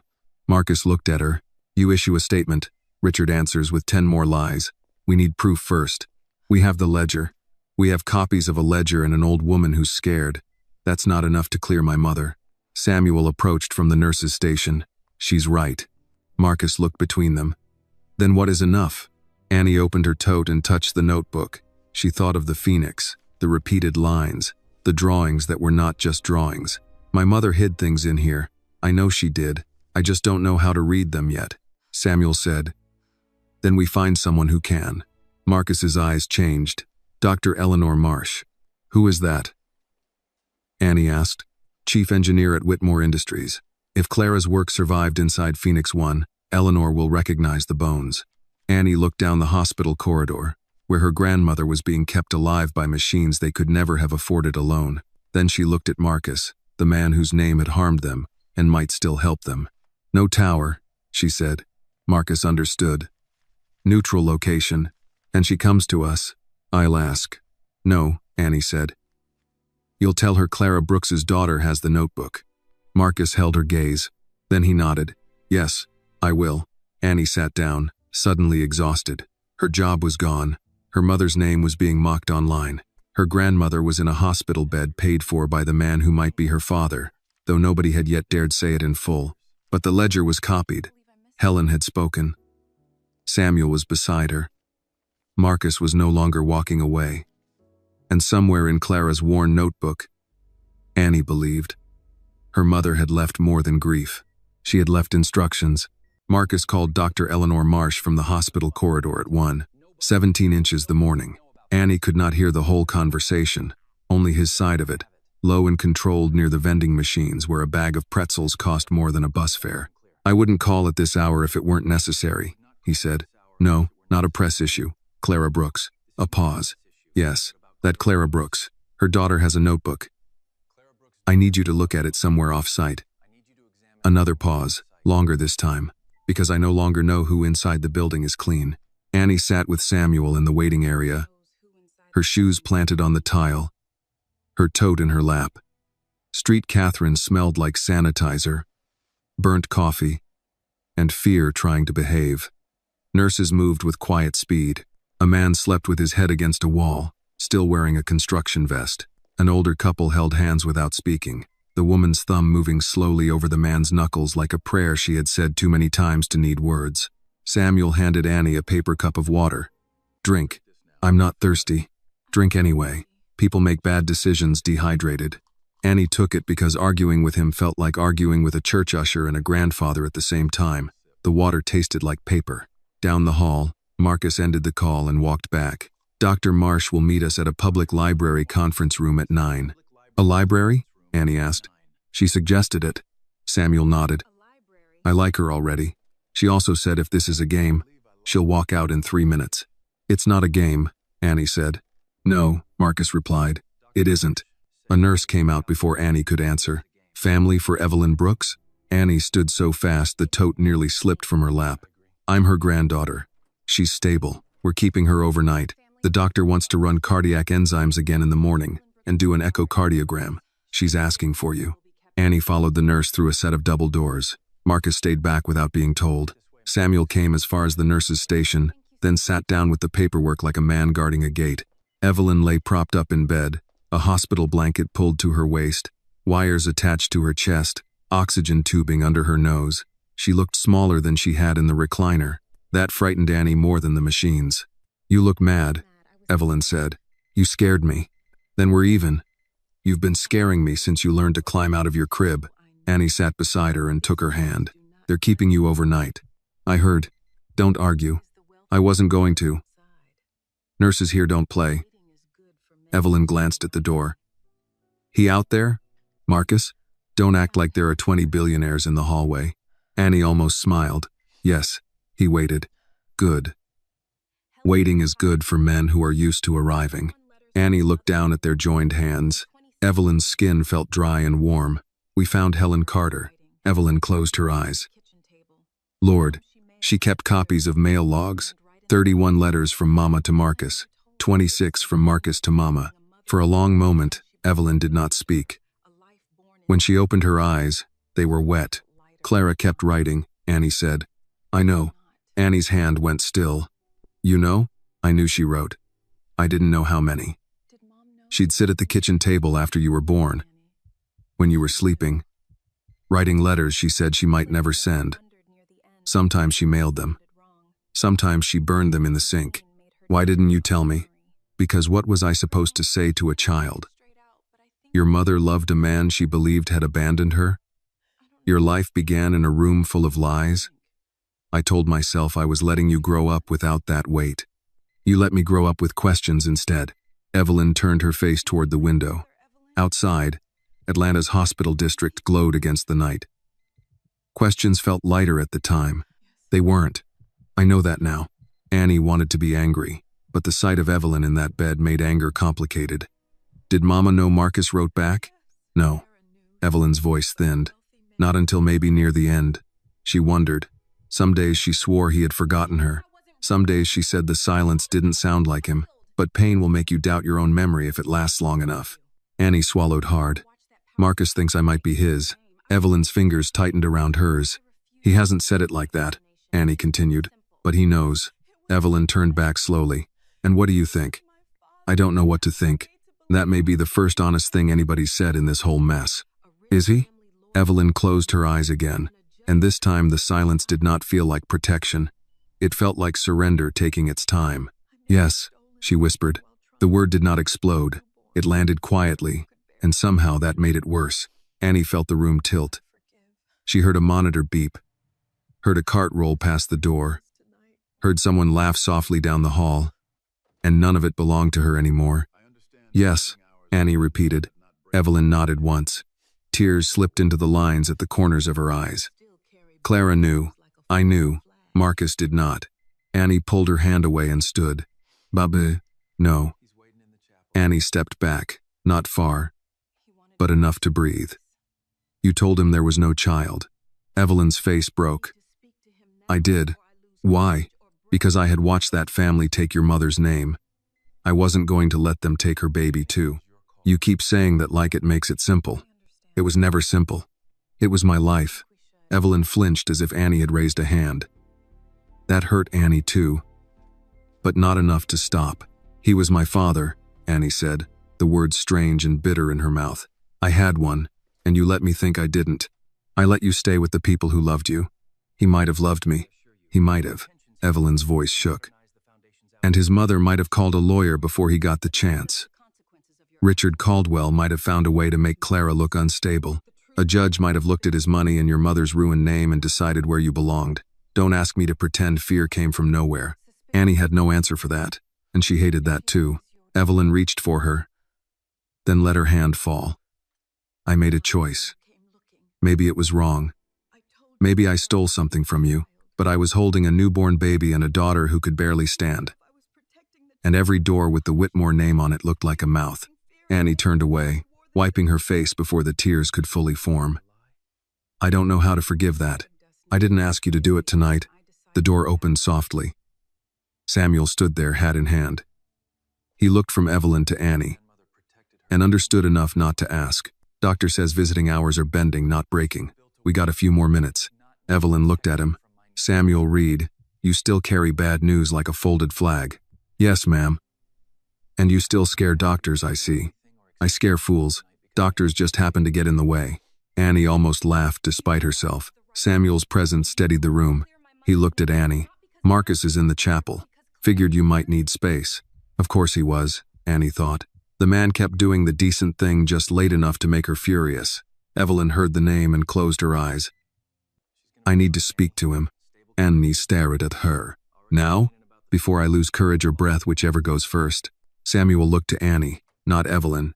Your call. That mattered. Everyone kept trying to make decisions around her. Samuel handed this one back. Annie stood still for a moment, then nodded. 5 minutes. Samuel left and returned with Marcus. Marcus entered the room as if crossing a church aisle. He stopped at the foot of Evelyn's bed. For a long moment, neither spoke. These were not strangers. Annie saw that now. They had stood in some version of this silence before. Years ago, when everyone was younger and Clara was still alive. Miss Evelyn, Marcus said. Don't soften me with manners, Evelyn replied. I'm too tired to swat them away. Marcus accepted that. All right. Evelyn looked at him, really looked. She's yours. Annie's chest tightened, though the word had already been spoken. Marcus's face changed, not with surprise, but with the pain of hearing aloud what his body had already understood. I know, he said quietly. No, Evelyn said. You suspect. I am telling you. Annie is your daughter. Marcus gripped the metal footrail of the bed. His knuckles whitened. Evelyn's voice shook. But she did not look away. I lied to you. When you came looking, I told you Clara had no child. I told myself I was protecting Annie. Maybe I was. Maybe I was punishing you. Maybe fear and anger wore the same dress by then. Marcus took a breath that sounded unsteady. Did Clara ask you to lie? Evelyn closed her eyes. Not like that. She said, don't let them take my baby. I decided what that meant. Annie looked at Marcus, waiting for rage. It would have been easier if he raged. He did not. He lowered his head for a moment, then said, "You protected her the only way you knew how." Evelyn opened her eyes, startled. "But I should have built a world," he continued, voice rough now, "where Clara didn't need protection from my name." The room went silent. Annie sat down because her legs had begun to shake. Evelyn turned her face away, but not before Annie saw the tears. Marcus looked at Annie. He did not step closer. "I will not ask you to call me anything. I will not ask you to accept anything tonight. I don't have the right." "You don't," Annie said. "I know, but you are going to help clear my mother's name." "Yes, not because I'm your daughter." His jaw tightened. "Because Clara deserved it before I knew you existed." Annie held his gaze, searching for the lie. She did not find it. That did not mean trust. It only meant the truth had one less place to hide. The next morning, after 2 hours of restless sleep in a vinyl chair, Annie met Marcus and Samuel in the hospital lobby. Evelyn was stable, irritated, and ordering nurses to stop fussing, which everyone agreed was a good sign. Dr. Eleanor Marsh arrived at the public library at 9:04 wearing a gray blazer, no makeup, and the expression of a woman who had already decided she did not have time for nonsense. She was in her late 50s, black, with close-cropped silver hair and a leather satchel heavy enough to contain either engineering files or bricks. She shook Samuel's hand first, then Annie's, then Marcus's. "I have 40 minutes, she said. "If this is about public relations, I'm leaving in 3. Annie placed the notebook on the conference table. "It's about my mother," she said. Dr. Marsh looked at the cover, then opened it carefully. Her expression remained skeptical for the first page, focused on the second, and completely still by the fourth. She turned another page, then another. Marcus did not speak. Samuel did not move. Annie watched Dr. Marsh's finger trace a series of lines around the broken phoenix wing, then stop at a cluster of numbers Annie had never understood. Dr. Marsh looked up slowly. "Where did your mother study after Whitmore?" she asked. "She didn't," Annie said. "They ruined her before she could." Dr. Marsh looked back at the notebook. "Then someone at Whitmore has been lying for a very long time," she said. Annie leaned forward. "About what?" Dr. Marsh tapped the page. "This isn't just a drawing," she said. "This is the skeleton of Phoenix 1. Dr. Eleanor Marsh did not raise her voice when she said it, but the sentence struck the room harder than shouting would have. Annie looked down at the page. The broken phoenix was there, one wing bent, tail feathers cut into sharp little angles, curves and numbers hidden in the pattern like Clara had drawn grief and engineering in the same breath. "The skeleton," Annie repeated. Dr. Marsh pulled a pair of reading glasses from her blazer pocket and put them on. "Not the finished system, not the software layer we use now, but the core architecture, yes. Load recovery through staged rerouting, heat compensation through pattern dissipation, fault tolerance without full shutdown. Whoever designed this understood failure not as an end state, but as a condition to move through." Samuel sat back, his mouth set. "That sounds like Clara." Marcus stood by the window with one hand on the chair back. He had not touched the notebook once. "How close is it to Phoenix 1? Dr. Marsh turned another page, then another. "Close enough that if this predates our archive development files, Whitmore Industries has a problem." Annie's throat tightened. "A legal problem? A moral one first," Dr. Marsh said, "then legal. Companies prefer the reverse order because it gives them more time to draft statements." Samuel gave a quiet grunt of approval. Marcus came back to the table. "Can you verify dates? Not from the notebook alone. We need ink dating, paper analysis, chain of custody, comparison against early internal files. But I can tell you something right now. Dr. Marsh pointed to a section near the lower wing. "This notation here. We still use a refined version of this control pathway. It is not publicly known. It is not in marketing materials. It should not be in an old student notebook unless the student created it or had access to the person who did." "My mother created it," Annie said. Dr. Marsh looked at her over the glasses. "Then we prove that." For the first time since the lighter hit her palm, Annie felt something other than fear pushing up through her ribs. Not relief. Not even hope. Something more stubborn. "What do you need?" she asked. Dr. Marsh closed the notebook carefully. "Access to the earliest Phoenix 1 technical archive," Marcus said. "Richard controls legal archive access. I don't need legal. I need engineering revision history. Some of that sits on our internal server, but the oldest scanned material came from foundation boxes. Richard may not know engineers are sentimental hoarders. Samuel leaned forward. Meaning? Meaning technical people keep drafts that lawyers forget exist. Old drives, lab notebooks, scan batches, email attachments with bad file names. If Clara's work entered Whitmore through the fellowship, it likely left fingerprints before someone cleaned the official record. Annie thought of Clara at a lab table, writing numbers into the shape of wings. Can you get them? Dr. Marsh looked at Marcus. Not if Mr. Whitmore orders me to. That makes it a governance issue and alerts half the building. But I can request a technical audit of Phoenix 1 due to the recent instability in the prototype. Marcus's eyes narrowed. Instability? Dr. Marsh removed her glasses. There have been test anomalies for 6 weeks. You did not bring this to me. I brought it to the program office. Twice. Richard advised that until the investor demonstration, reports be consolidated to avoid creating unnecessary concern. Marcus's face went still in a way Annie was beginning to recognize. It was not calm. It was controlled anger. What kind of anomalies? Samuel asked. Not catastrophic.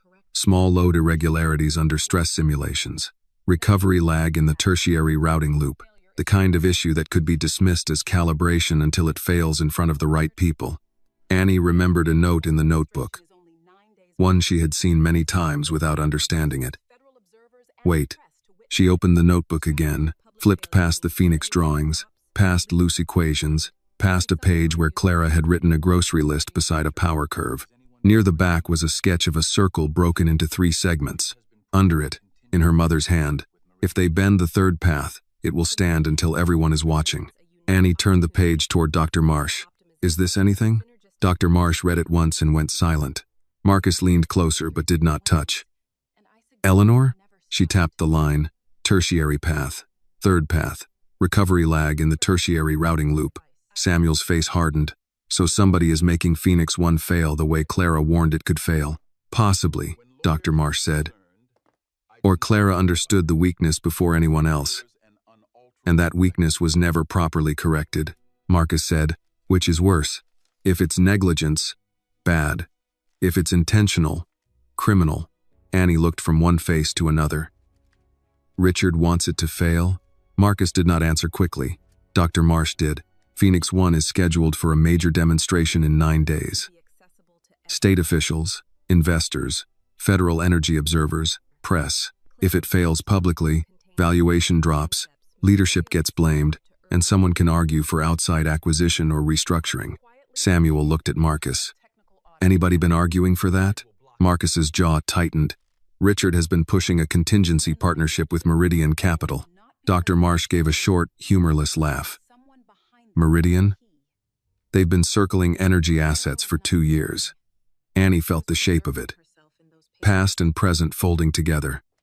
Clara's work stolen once. Now set up to be stolen again. This time dressed in investor language and emergency planning. My mother wrote Richard took the wings, Annie said. Maybe he never stopped. Dr. Marsh looked at her with new attention. Miss Brooks, may I photograph selected pages? No. Marcus looked down. Annie added, not with a company phone. Not with anything connected to Whitmore. Dr. Marsh nodded at once. Fair? Samuel? Samuel took out an old digital camera from his bag, the kind people used before phones took over everything. Annie stared at him. You just carry that. I told you, Samuel said. I don't improvise where lawyers are concerned. For the next half hour, Annie turned pages while Samuel photographed them on the conference table. Dr. Marsh wrote notes by hand on a yellow legal pad. Marcus stood near the door and watched the hallway as if expecting Richard Caldwell to materialize between the mystery shelves and the children's reading posters. When they finished, Dr. Marsh tore off the top sheet of her notes and handed it to Annie. This is a plain language summary of what I observed today. Not a formal report. Not yet. Keep it with your copies. Annie read the first line. Clara Brooks' notebook contains technical concepts materially similar to early Phoenix 1 architecture. Her mother's name and the word technical on the same page felt like a door opening. Dr. Marsh packed her satchel. I'll initiate an internal technical audit this afternoon. Quietly, Marcus said, Eleanor, if Richard blocks you, he will. She stood. Men like Richard don't block doors because they are strong. They block them because they know someone behind them has a key. Samuel smiled faintly. Before leaving, Dr. Marsh looked at Annie. Your mother was not doodling. Annie pressed her lips together. I know. No, Dr. Marsh said, gentler now. I mean, she was not hiding in those pages. She was preserving herself. After Dr. Marsh left through the side entrance, Marcus remained in the conference room with Annie and Samuel. Outside the glass wall, a toddler dragged a picture book across the carpet, while his mother whispered for him to slow down. The normal life of the library continued around them, quiet and stubborn. Marcus's phone buzzed. He looked at it and did not answer. Richard? Samuel asked. Board secretary, Marcus said. Emergency governance call at 4. Annie's eyes lifted. Because of me? Because of the article, the prototype anomalies, and whatever Richard wants to make of both. So yes. Marcus put the phone away. They are going to frame this as instability. Mine, yours, the company's. Richard will make himself sound like the only adult in the room.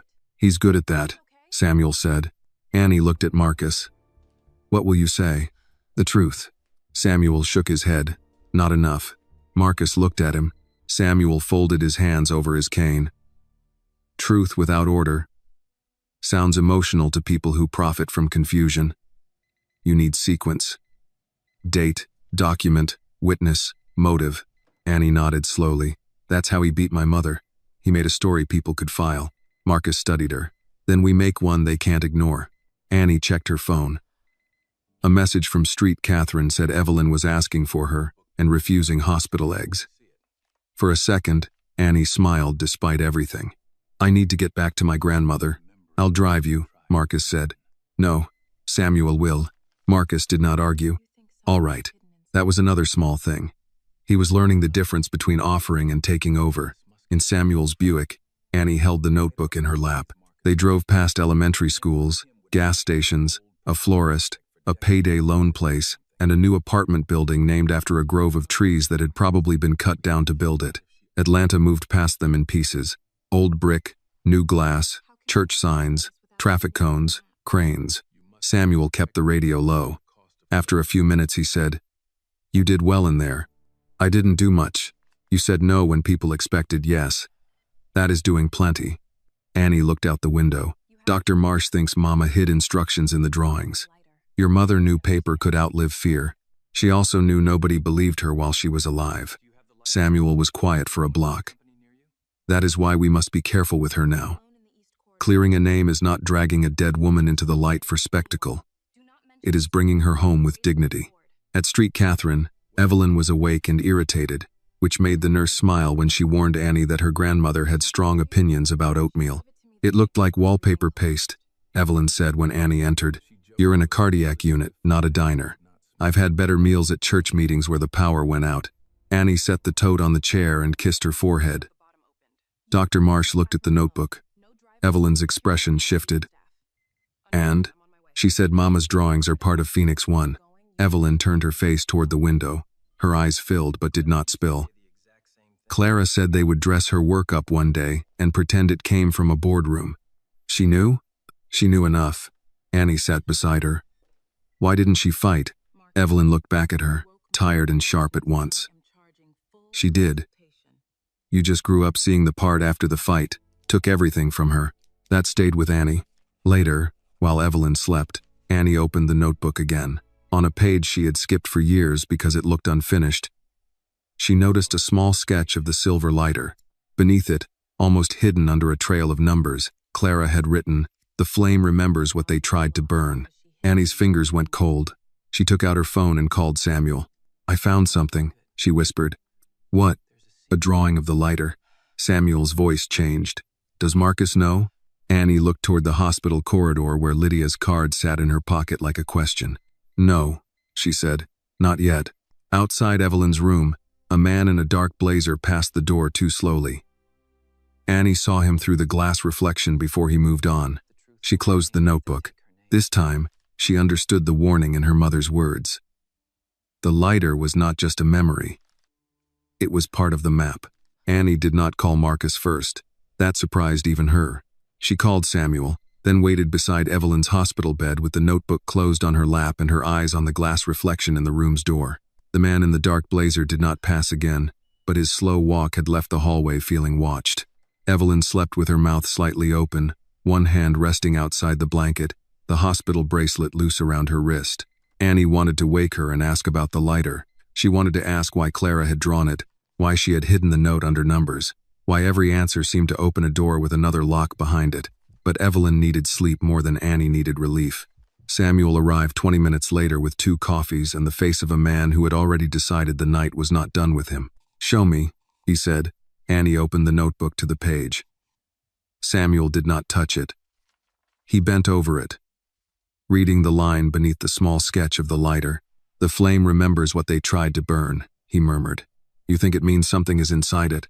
I think your mother did not waste words. It's Marcus's lighter. Was it always?" Annie looked up. "What do you mean?" Samuel pulled the visitor chair closer and sat. "That lighter looked old.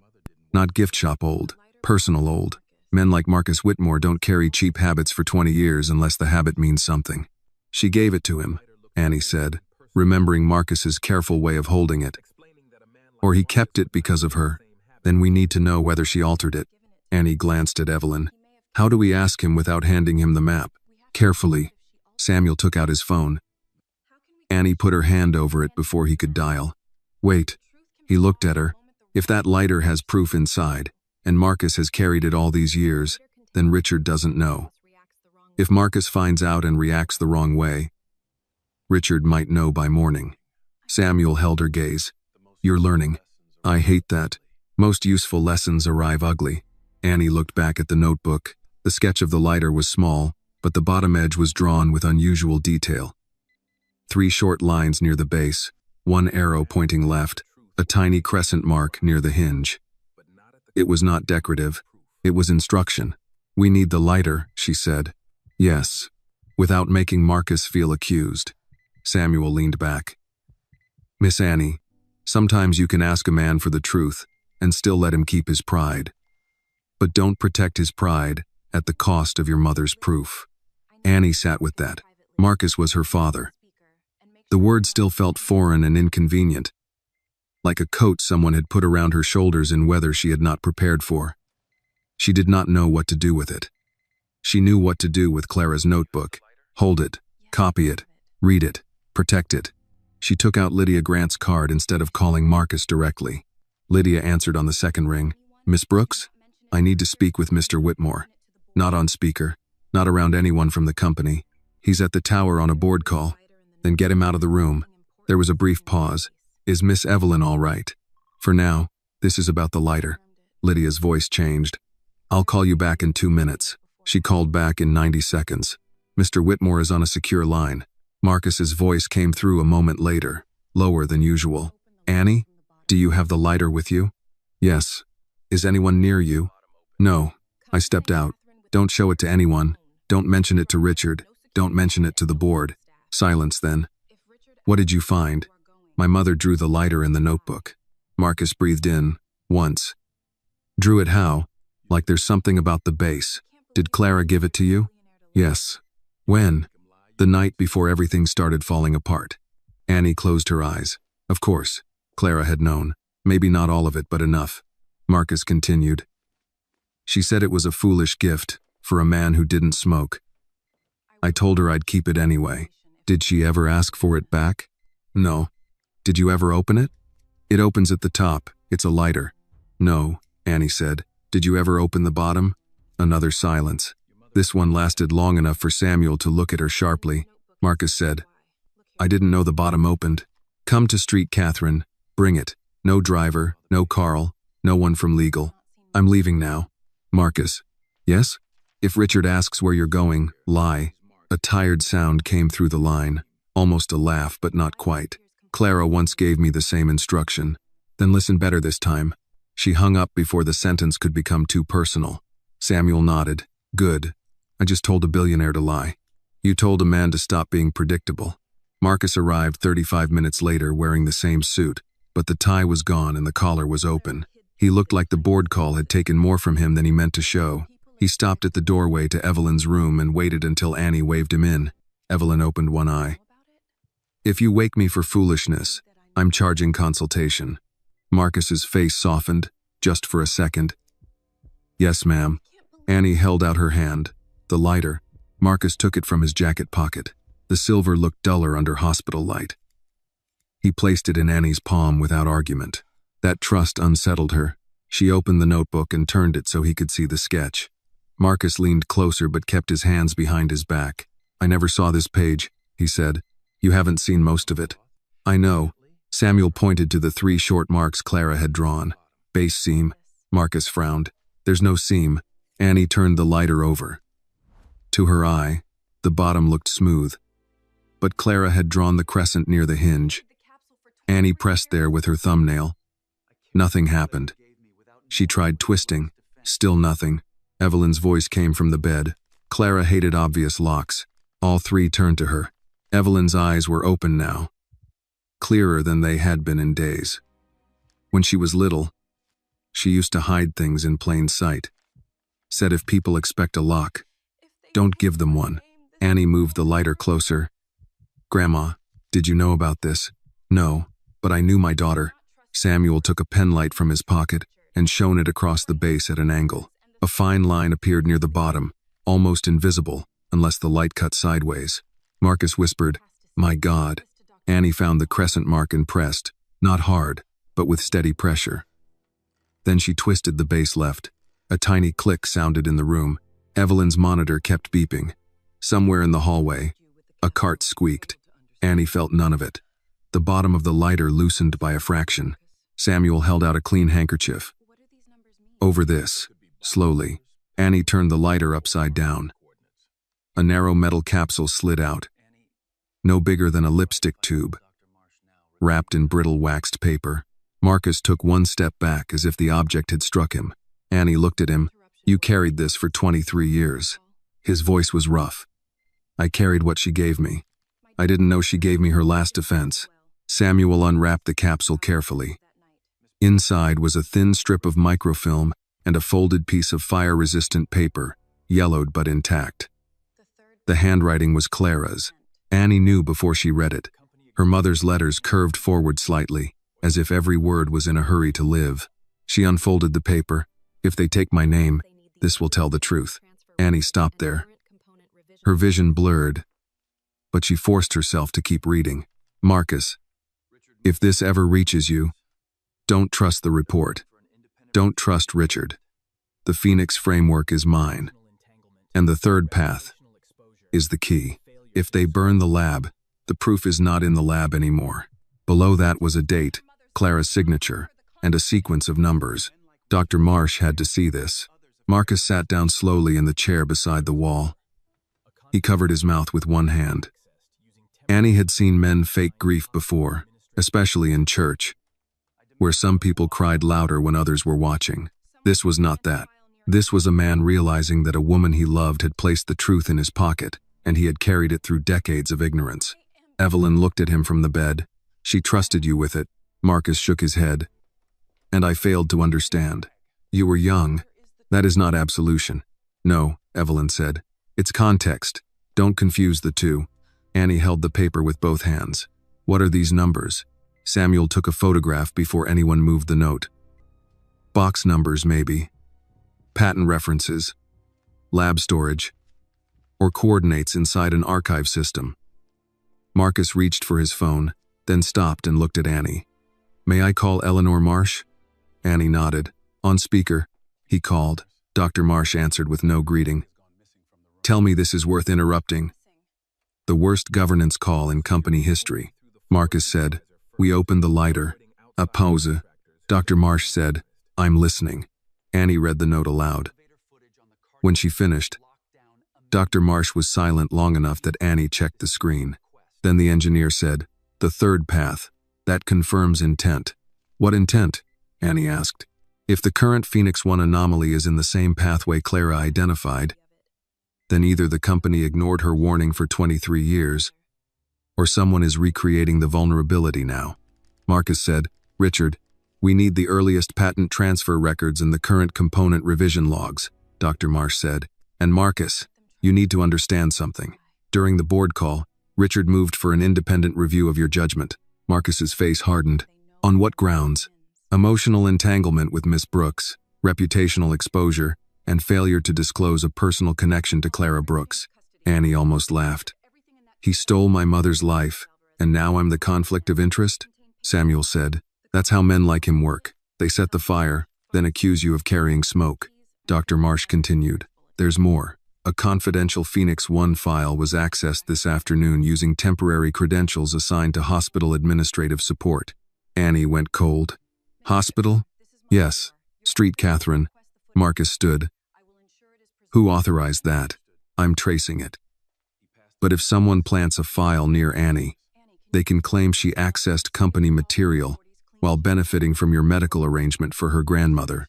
Evelyn cursed under her breath. Annie looked toward the hallway. The man in the dark blazer, passing too slowly. They're setting me up, she said. Samuel was already moving to the door. Nobody touches her bag. Marcus turned to Annie. Where is your tote? She looked to the visitor chair. It was gone. For 1 second, Annie could not move. Then the room sharpened around her. The notebook was on the bed table because she had taken it out. The lighter was on Samuel's handkerchief. The ledger copies were in Samuel's folder. But her tote had held Marcus's statement, Lydia's card, pharmacy receipts, and her hotel badge. Enough to plant, enough to twist, enough to build another clean lie. Samuel opened the door and looked down the hall. Nurse. A nurse turned. Sir? A young woman's bag is missing from this room. Call security. But not hospital security if they report to outside contractors. Call your floor supervisor first. Marcus was already on the phone with Lydia. Lock down elevator footage on the cardiac floor. Now. No, not a request. Annie stood beside Evelyn's bed, the paper from the lighter still in her hand. Her body wanted to shake, but anger held it steady.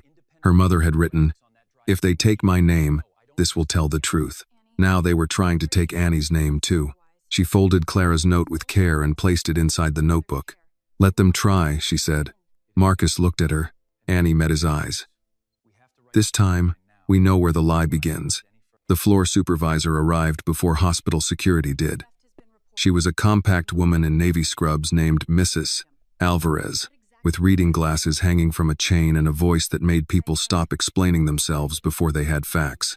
Tell me exactly what was in the bag, she said. Annie stood beside Evelyn's bed, forcing herself to speak slowly. Wallet, employee badge from Whitmore Grand, pharmacy receipts, my house keys, a letter from Mr. Whitmore saying I returned his lighter, and a folded church bulletin with a phone number on it. No notebook? Annie shook her head. No, Mom. No medical records? No. Mrs. Alvarez looked at Marcus. She recognized him. Everyone did. But she did not bend her voice around it. You requested footage? My office did. This is my floor, she said. Your office can request through proper channels. I'll preserve the footage. Marcus paused, then nodded. Thank you. Annie almost liked Mrs. Alvarez for that alone. Samuel stood near the door, watching the hall. A man in a dark blazer passed this room twice. Miss Annie saw him through the reflection. Mrs. Alvarez turned to Annie. Can you describe him? White, maybe 40s, dark hair, no tie. He walked like he was trying not to hurry. That describes half the consultants in this hospital. Evelyn muttered from the bed. Mrs. Alvarez glanced at her. Miss Brooks, I need you to rest. I'm resting angry. It's still rest. The nurse did not smile, but her eyes softened for half a second. I'll have the nurses station check visitor logs. Marcus stepped into the hall to call Lydia again. Annie could hear pieces of it. Floor access. Temporary credentials. No police yet. Preserve everything. He sounded controlled, but Annie had begun to notice the difference between calm and restraint. Marcus was restraining himself. 20 minutes later, the bag was found in a staff restroom 2 floors down. A hospital security officer carried it in a clear plastic evidence bag. The tote looked ordinary and ruined at the same time, like something personal had been handled by strangers and made unclean. Mrs. Alvarez did not let anyone touch it. It was found behind the trash bin. Nothing obvious removed. Samuel asked, "Who found it?" "Environmental Services." "Name?" Mrs. Alvarez looked at him. "I'll include it in the report." Annie stared at the tote. "Open it." "Not here," Samuel said. "If they put something in it, I need to know." Private. Private panic. Public paperwork. Samuel's voice was firm. "That is how they got your mother. Private panic. Public paperwork." That stopped her. Mrs. Alvarez arranged for the bag to be opened in a small administrative room with 2 nurses. Hospital security. Samuel, Marcus, and Annie present. Evelyn was not allowed to come, which led to a 3-minute argument she lost only because the cardiologist walked in and threatened to order more tests if she did not lie still. Annie stood with her arms folded as each item was removed and photographed. Wallet. Keys. Pharmacy receipt. Badge. Marcus's letter. Church.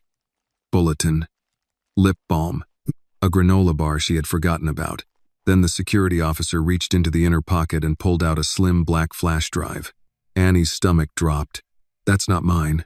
No one spoke for one long second. Marcus's face went cold. "Do not plug that into anything." Samuel leaned over the table, not touching. "Photograph it in place." The security officer looked unsure. Mrs. Alvarez said, "Do as he says." Annie stared at the flash drive. Such a small thing. Small enough to ruin a life. Small enough to make a headline. Small enough to turn her into Clara all over again. Marcus stepped back and made another call. "Lydia, we have a planted device in Miss Brooks's bag. I want outside digital forensics. Not Whitmore. Not hospital IT. Independent. And find Dr. Marsh." Annie looked up. "They're going to say I stole files." Samuel said, "Yes." The honesty hurt, but it helped. "They'll say I took them from the hospital system because of Grandma's care. Likely. They'll say Marcus brought me here and I used it to get access." "Yes." Annie laughed once, but there was no humor in it. They already wrote the story. Marcus ended the call and turned toward her. "Then we write the timeline before they publish it." By noon, the story broke anyway. A business network posted it first, citing unnamed sources close to Whitmore governance. "Young woman at center of Whitmore scandal, linked to confidential Phoenix 1 data." The article did not say Annie stole anything directly. It did not have to. It placed words carefully. Hospital access. Billionaire patronage. Terminated employee. Proprietary files. Ongoing review. By the second paragraph, Clara's old accusation appeared like a family trait. Daughter of late fellowship participant Clara Brooks, who was removed from a Whitmore program in 1999 following intellectual property concerns. Annie read the sentence in the hospital cafeteria while Samuel sat across from her with a paper cup of coffee gone cold. "They make it sound inherited," she said. Samuel took the phone gently from her hand and turned it face down. "That is the point. I didn't even know what Phoenix 1 was a week ago.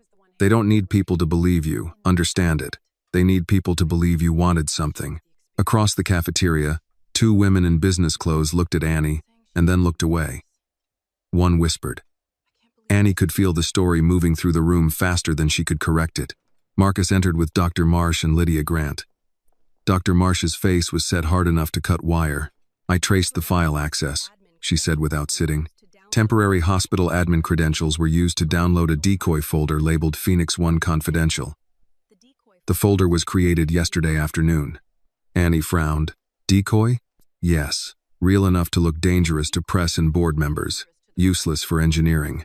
Someone wanted a file that could be planted without risking actual trade secrets." Samuel nodded. "A prop. A weapon," Dr. Marsh said. Marcus looked at Lydia. "And the credentials?" Lydia opened a folder. "Issued to a contractor supporting hospital donor systems. The request came through a consulting account tied to Caldwell Strategic Advisory." Annie looked at Marcus. "That's Richard. One of his shells," Marcus said. "Can we prove it?" "Not fully yet." Dr. Marsh sat down now, leaning forward. "There's more. While everyone was chasing the planted drive, someone altered a Phoenix 1 revision log. The tertiary routing anomaly is now marked as reviewed and cleared. Marcus's eyes narrowed. By whom? Your credentials. The cafeteria noise seemed to thin. Marcus did not move. I did not clear anything. I know. You were in the hospital when the timestamp hit. Lydia has you on hospital entry logs and cameras. But Richard is building the case that your judgment is compromised. That you overrode engineering concerns while distracted by Annie and Clara. Annie pushed back from the table. So I'm not just the thief. I'm the reason he gets blamed. That appears to be the shape of it, Dr. Marsh said. Marcus looked at Annie. I'm sorry. She stood. Don't. Annie, don't say sorry like this is happening to you and spilling over onto me. It started with my mother. Marcus accepted that, but his face looked struck. Samuel rose too. What's Richard's next move? Lydia answered. Emergency board session tomorrow morning. He's asking for temporary suspension of Marcus's executive authority pending review. And me? Annie asked. Lydia hesitated. Say it. He'll recommend referral of the planted drive to law enforcement. Annie felt the old fear come, but it did not take her knees. Let him. Marcus shook his head. No. We need time to finish forensics. No, Annie said. We need him to think I'm scared enough to run. That's what he expected my mother to do. Samuel watched her carefully. What are you thinking? Annie looked at Dr. Marsh. Can you prove the drive was planted? With footage, access logs, and independent handling? Yes, but not by tomorrow morning unless the hospital footage is clean. Mrs. Alvarez appeared at the cafeteria entrance, as if summoned by the word footage. She walked to Annie and handed her a sealed envelope. Preliminary stills from the hallway camera, she said. Official copies go through hospital administration. But these are printed from preserved footage. I am allowed to provide them to the patient's designated family contact. Annie opened the envelope. The first image showed the man in the dark blazer entering Evelyn's room, while Annie and Samuel were in the hallway with Marcus. The second showed him leaving with Annie's tote folded under his arm. The third, from an elevator camera, caught his face. Lydia leaned in. I know him. Marcus turned. Who? Graham Voss. Richard Caldwell's private assistant. For the first time all day, Annie smiled. It was not a happy smile. He sent a man to steal a bag from a hospital room, she said, and the hospital caught him. Samuel tapped the photo. Not enough for the whole war. Enough for the next battle. Marcus straightened. Tomorrow's board meeting. Annie folded the photos back into the envelope. I'm going. No, Marcus said immediately. Yes, they'll try to humiliate you. They already did. They'll call you a thief. They already did. He stopped. Annie looked him in the eye. My mother spent her life being judged in rooms she wasn't allowed to enter. I'm not letting them do that to her again. Samuel's expression softened with something like pride. Dr. Marsh nodded once. Then we prepare. That evening, they gathered in a small hospital family room. Evelyn insisted on being wheeled in, wrapped in a blanket, with her oxygen tubing in place, and her attitude fully intact. Samuel spread the evidence across the table. Helen Carter's mail logs, copies of the notebook pages. Dr. Marsh's technical summary, the lighter note, the photos of Graham Voss, the patient assistance paperwork showing no debt or non-disclosure, and the timeline. Marcus stood apart at first until Evelyn pointed at a chair. Sit down, she said. Hovering is for ghosts and guilty men. He sat. For hours they put the story in order. Date. Document. Witness. Motive. Annie wrote headings in a spiral notebook borrowed from a nurse. Clara's work. Letters blocked. False accusation. Phoenix 1. Planted drive. Richard's motive. Near midnight, Evelyn reached for Annie's hand. You don't have to be made of iron tomorrow, she said. I know. No, you don't. You think if you shake, they win. Let me tell you something. Courage shakes. Cowardice hides. Annie held her grandmother's hand, then looked at Marcus. He said quietly, I will stand beside you. Not in front. Good, Annie said. Because if they ask who I am, I'm answering for myself. The next morning, Annie dressed in the same blue blouse she had worn to meet Dr. Marsh. It was not expensive, but it was clean. Samuel drove her to Whitmore Tower. with Marcus's sedan behind them and Lydia following in a third car. When the tower rose ahead, glass catching the morning sun, Annie felt her breath tighten. Samuel parked at the curb. Last chance to stay outside. Annie looked up at the building that had swallowed her mother's name and polished its teeth afterward. "No," she said. She picked up Clara's notebook and stepped out. The lobby of Whitmore Tower was colder than the street outside. Glass walls rose 3 stories above Annie's head, and the floor was polished so brightly she could see the shape of herself in it. An 18-year-old black girl in a blue blouse, holding her dead mother's notebook like it was both shield and evidence. People turned as Marcus entered behind her. Their eyes went first to him, then to Annie, then to Samuel Reed walking at her side with a folder under his arm and the look of a man who had spent his life remembering details others tried to bury. At the security desk, a young man in a gray jacket looked at Annie and Samuel before he looked at Marcus. "Visitors need to sign in," Marcus said. "They are with me." The guard's fingers hovered over the keyboard. "Of course, Mr. Whitmore, but Mr. Caldwell's office sent a restricted access notice this morning. All non-board personnel must be pre-cleared for the executive floors." Annie almost smiled. Richard had started before they even reached the elevator. Marcus leaned toward the desk. He did not raise his voice. "Then clear them." The guard swallowed. "Sir, I don't have authority to override legal. You have authority to call upstairs and tell them Marcus Whitmore is standing in his own lobby with guests who will be going to the executive floor." The guard reached for the phone. Annie touched Marcus's sleeve. He looked down, surprised by the contact. "Don't make them polite because you're angry," she said quietly. "Make them put the refusal in writing." Samuel nodded once. "Good." Marcus turned back to the guard. "Please print the restricted access notice and the name of the person who issued it." The guard's face changed. Men who hid behind procedure disliked being asked to document it. He typed quickly, made a call, listened, then hung up with less confidence than before. "Executive access approved," he said. "And the notice?" Marcus asked. "I'll have it sent. Now." A printer behind the desk hummed. Annie watched the page slide out. The guard handed it over. "Issued by Office of Richard Caldwell, Senior Counsel. Reason: reputational risk. Pending internal review." Samuel took a photo of it with his old digital camera. "Thank you," Annie said to the guard. He blinked, embarrassed. "Yes, ma'am." In the elevator, nobody spoke until the doors closed. Marcus stood on one side, Annie in the middle, Samuel on the other, Lydia Grant behind them with 2 binders pressed to her chest. The numbers climbed in silence. Samuel said, "Remember the order." Annie nodded. "Date, document, witness, motive, and breathe," Lydia added. Annie looked at her. Lydia gave a small shrug. "I'm legal support, not heartless." The elevator opened onto the executive floor. It smelled like leather, coffee, and flowers that had been replaced before they had time to wilt. A receptionist stood as Marcus approached, but her gaze kept slipping to Annie's notebook. "Boardroom is ready, Mr. Whitmore," she said. "Who is present?" "Board members. Mr. Caldwell, Miss Whitmore, Dr. Marsh, outside counsel, and a representative from Meridian Capital." Marcus stopped. "Meridian has no place in an internal governance meeting." The receptionist looked trapped. "Mr. Caldwell said they were relevant to contingency planning." Annie heard Samuel exhale through his nose. Marcus's voice hardened. "Of course he did." The boardroom doors were tall, dark wood, and heavy enough to make entering feel like an announcement. When Marcus opened them, conversation stopped. 12 people sat around a long table.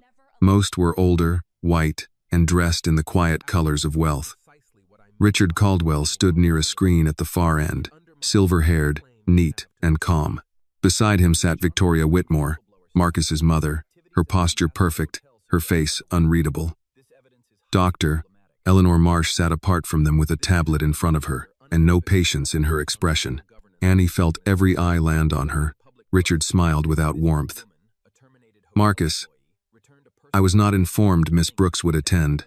Annie stepped forward before Marcus could answer. "That's because nobody asked me." A few board members shifted. Richard's eyes moved over her clothes, her notebook, her face. "This is a sensitive corporate matter. It may be kinder to spare you from proceedings you may not fully understand." Samuel made a low sound behind her. Annie held the notebook tighter. My mother spent her life being discussed in rooms she wasn't allowed to enter. I'm not standing outside while you do it again.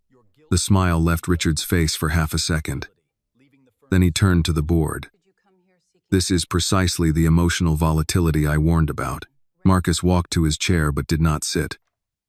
Proceed carefully. Richard, I intend to. Richard pressed a remote, and the screen displayed Annie's blurred photo from the hotel corridor. We are here because a pattern has emerged that affects company governance, public trust, and the integrity of Phoenix One. A terminated hotel employee returned, or claims to have returned, a personal item belonging to our chairman.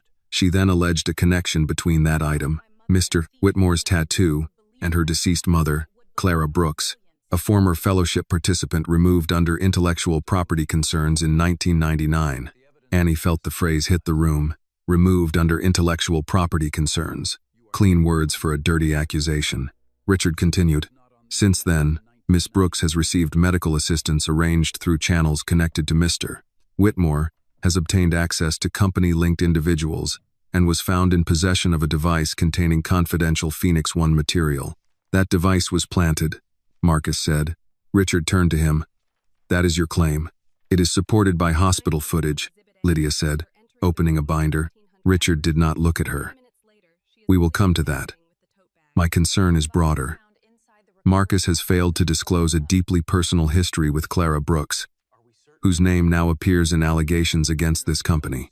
He has involved her daughter in sensitive matters while Phoenix One faces technical instability. He has allowed judgment to become entangled with guilt.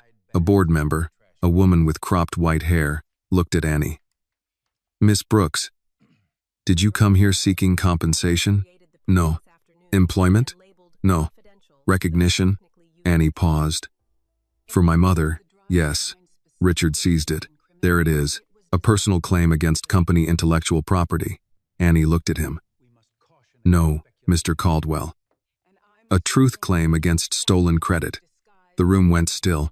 Victoria Whitmore's eyes flicked toward Annie for the first time with something sharper than dislike. Recognition, maybe. Or fear. Richard placed both hands on the table. Young lady, you should be very careful using words like stolen in this room. Annie's pulse beat hard in her ears. You called my mother a thief because you knew the world would believe that faster than it would believe she was brilliant. No one spoke. Dr. Marsh leaned back in her chair, watching Richard now instead of Annie. Richard's face remained controlled, but the skin along his jaw tightened. That is a rehearsed line, not evidence. Samuel stepped forward. Then let's discuss evidence. Richard's eyes cut to him. Mr. Reed, you are not on the agenda. Neither was the truth in 1999, but here we are. Marcus finally sat, not at the head of the table, but beside Annie's empty chair. He pulled the chair out and looked at her, not ordering, offering. Annie sat because standing was no longer the point. Being present was. Lydia handed copies of the hospital photos to the board secretary. First, the planted drive. These stills from Street Catherine Medical Center show Graham Voss, assistant to Mr. Caldwell, entering Evelyn Brooks's hospital room and leaving with Miss Brooks's tote. The drive was found inside the bag after it was recovered 2 floors below. A murmur moved around the table. Richard barely glanced at the images. Graham was at the hospital to coordinate donor system access. Marcus said, in my guest's hospital room? Apparently a mistake. Samuel said, mistakes don't hide bags behind trash cans. Dr. Marsh spoke next. The files on the drive were decoys created the previous afternoon.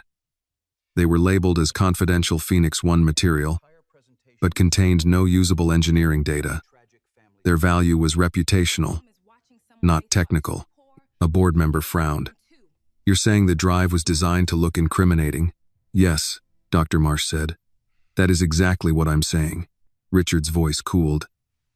Dr. Marsh, your technical review is ongoing. I caution against speculation. She looked at him. I caution against sabotage disguised as governance. That shifted the room more than Annie expected. Dr. Marsh had authority here. Not warmth, not charm, but the kind of earned weight that came from knowing the machine better than the men selling it. Lydia moved to the next set of documents. Second, correspondence records.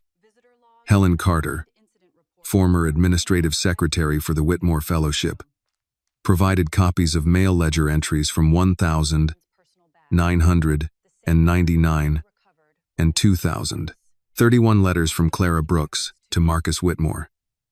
26 letters from Marcus Whitmore to Clara Brooks, all marked for RC review.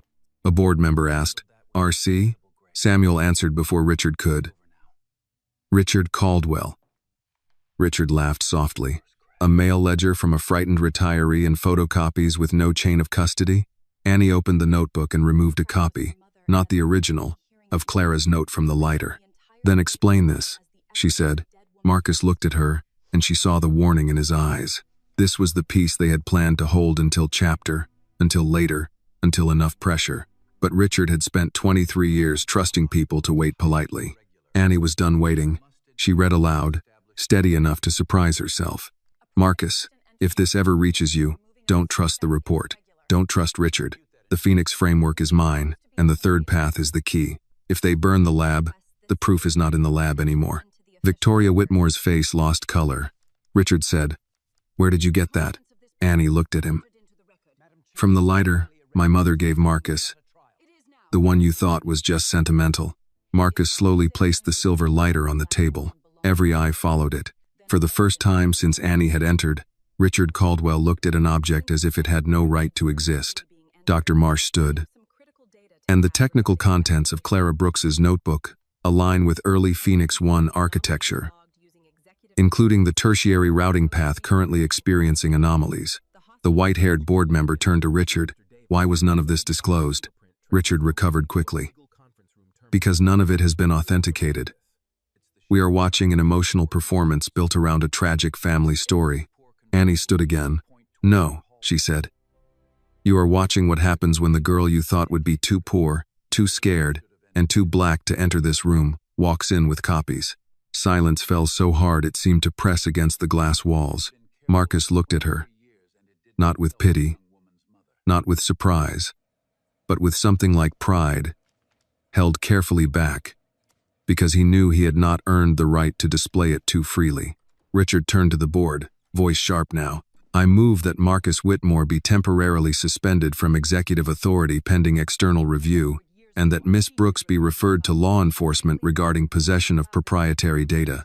Before anyone could respond, the boardroom doors opened. Mrs. Alvarez from Street Catherine entered with a hospital administrator and a uniformed security supervisor behind her. Lydia looked startled, then relieved. Mrs. Alvarez held up a sealed packet. "I apologize for the interruption, but since this company's counsel has cited events at my hospital in this proceeding, Street Catherine is formally submitting preserved footage, visitor logs, and a signed incident report. It confirms unauthorized entry into Miss Evelyn Brooks's room by Graham Voss, removal of Annie Brooks's personal bag, and recovery of that bag with an added device." Richard's face went flat. Mrs. Alvarez looked directly at him. "Hospitals keep records too, Mr. Caldwell." Annie sat down slowly. Not because she was weak, but because for the first time all morning, the room had tilted away from her and toward the man who deserved its weight. Samuel leaned close and murmured, "That's the first crack." Annie looked at the lighter on the table, then at her mother's notebook. "No," she whispered. "The first crack was Mama. We're just hearing it now." The boardroom did not move for several seconds after Mrs. Alvarez spoke. Even the people who had spent their lives pretending surprise was beneath them had no clean expression ready. The sealed packet in her hand looked plain, almost dull, but Annie understood now that plain things could be dangerous when they carried the truth. Richard Caldwell recovered first. Men like him always did. His face settled back into calm, though the calm had lost some of its polish. "This is highly irregular," he said. Mrs. Alvarez did not blink. "So is a private assistant entering a patient's room and removing a visitor's bag. I am not aware that Mr. Voss removed anything. That is why we brought footage." The hospital administrator placed the packet on the table in front of the board secretary. Lydia stepped forward and asked that it be entered into the record. The white-haired board member, whose nameplate read Margaret Sloan, nodded to the secretary. "Enter it," she said. Richard turned toward her. "Margaret, with respect, this proceeding is not a trial." "No," Margaret replied. "But apparently someone thought it was a good place to present accusations against an 18-year-old girl. Evidence seems appropriate." Annie looked at her, surprised. Margaret did not soften, but she did not look away either. Dr. Marsh stood again, tablet in hand. "Since we're entering records, I have something to add." Richard's head turned sharply. "Eleanor," she ignored the warning. "At 9:42 last night, Marcus Whitmore's executive credentials were used to mark the Phoenix 1 tertiary routing anomaly as reviewed and cleared. At 9:42 last night, Mr. Whitmore was on camera at Street Catherine Medical Center, outside Miss Evelyn Brooks's room. Lydia Grant has the time-stamped footage. Hospital systems confirm it. He could not have made that entry." Marcus's voice was quiet. "Who did?" Dr. Marsh tapped the tablet. "The login was his. The device was not. The device fingerprint matches a terminal assigned to Legal Conference Room 12. Every head turned toward Richard. He gave a small, controlled sigh. "Shared terminals can be accessed by multiple employees. This proves nothing except poor internal controls." Samuel spoke from behind Annie. "Funny how every poor control points toward your hallway." Richard looked at him with open irritation now. "Mr. Reed, your history with this company ended decades ago, and yours should have." A murmur moved around the room. Richard's eyes sharpened. "Careful." Samuel smiled without warmth. "I've been careful for 23 years. Didn't help Clara Brooks much." Annie felt those words settle behind her like a hand on her back. Lydia opened another binder.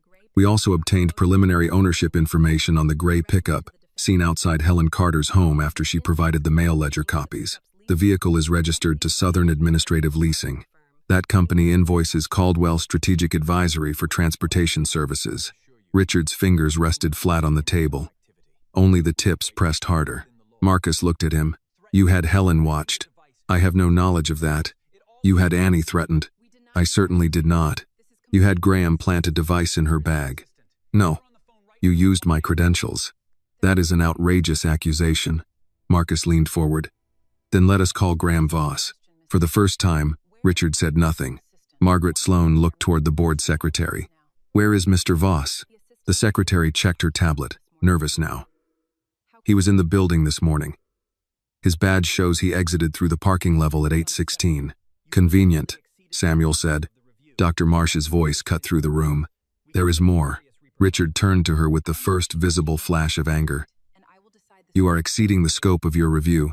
I am the chief engineer of a project you tried to clear without engineering approval. I will decide the scope of my review." She touched the screen and sent a file to the board display. "This is the current Phoenix 1 failure pattern. Under ordinary simulation, the system holds. Under full demonstration load with stage stress, the tertiary path lags, reroutes late, and produces a visible performance drop." The screen changed to a scan from Clara's notebook. The broken Phoenix appeared beside a set of numbers. Dr. Marsh continued, "This is a page from Clara Brooks's notebook. The notation predates the Phoenix 1 program and identifies the same vulnerability in what she called the third path." Annie watched the board members lean forward. For the first time, they were not looking at her uniform, her age, her skin, or the scandal headline.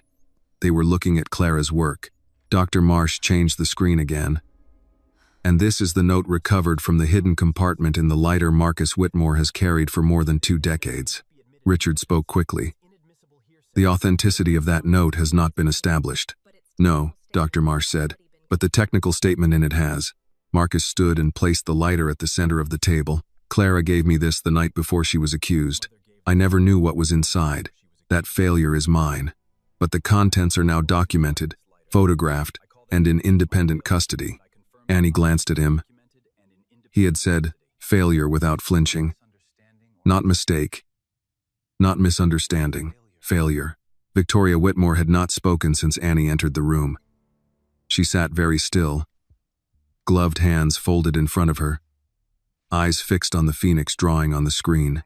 When Marcus mentioned the night before Clara was accused, something in Victoria's face shifted, not enough for forgiveness, but enough for memory. Margaret Sloan turned to Richard. "Mr. Caldwell, did your office route correspondence between Clara Brooks and Marcus Whitmore?" I would need to review historical records, Lydia said. Helen Carter's ledger shows RC review on 57 pieces of correspondence. Photocopies, Richard said. Unverified. Mrs. Alvarez, still near the door, spoke dryly. You dislike records when you didn't write them. Annie almost smiled. Margaret looked at Marcus. Did you write to Clara Brooks? Yes. Did you receive her letters? No. Did you receive a letter ending the relationship? Yes.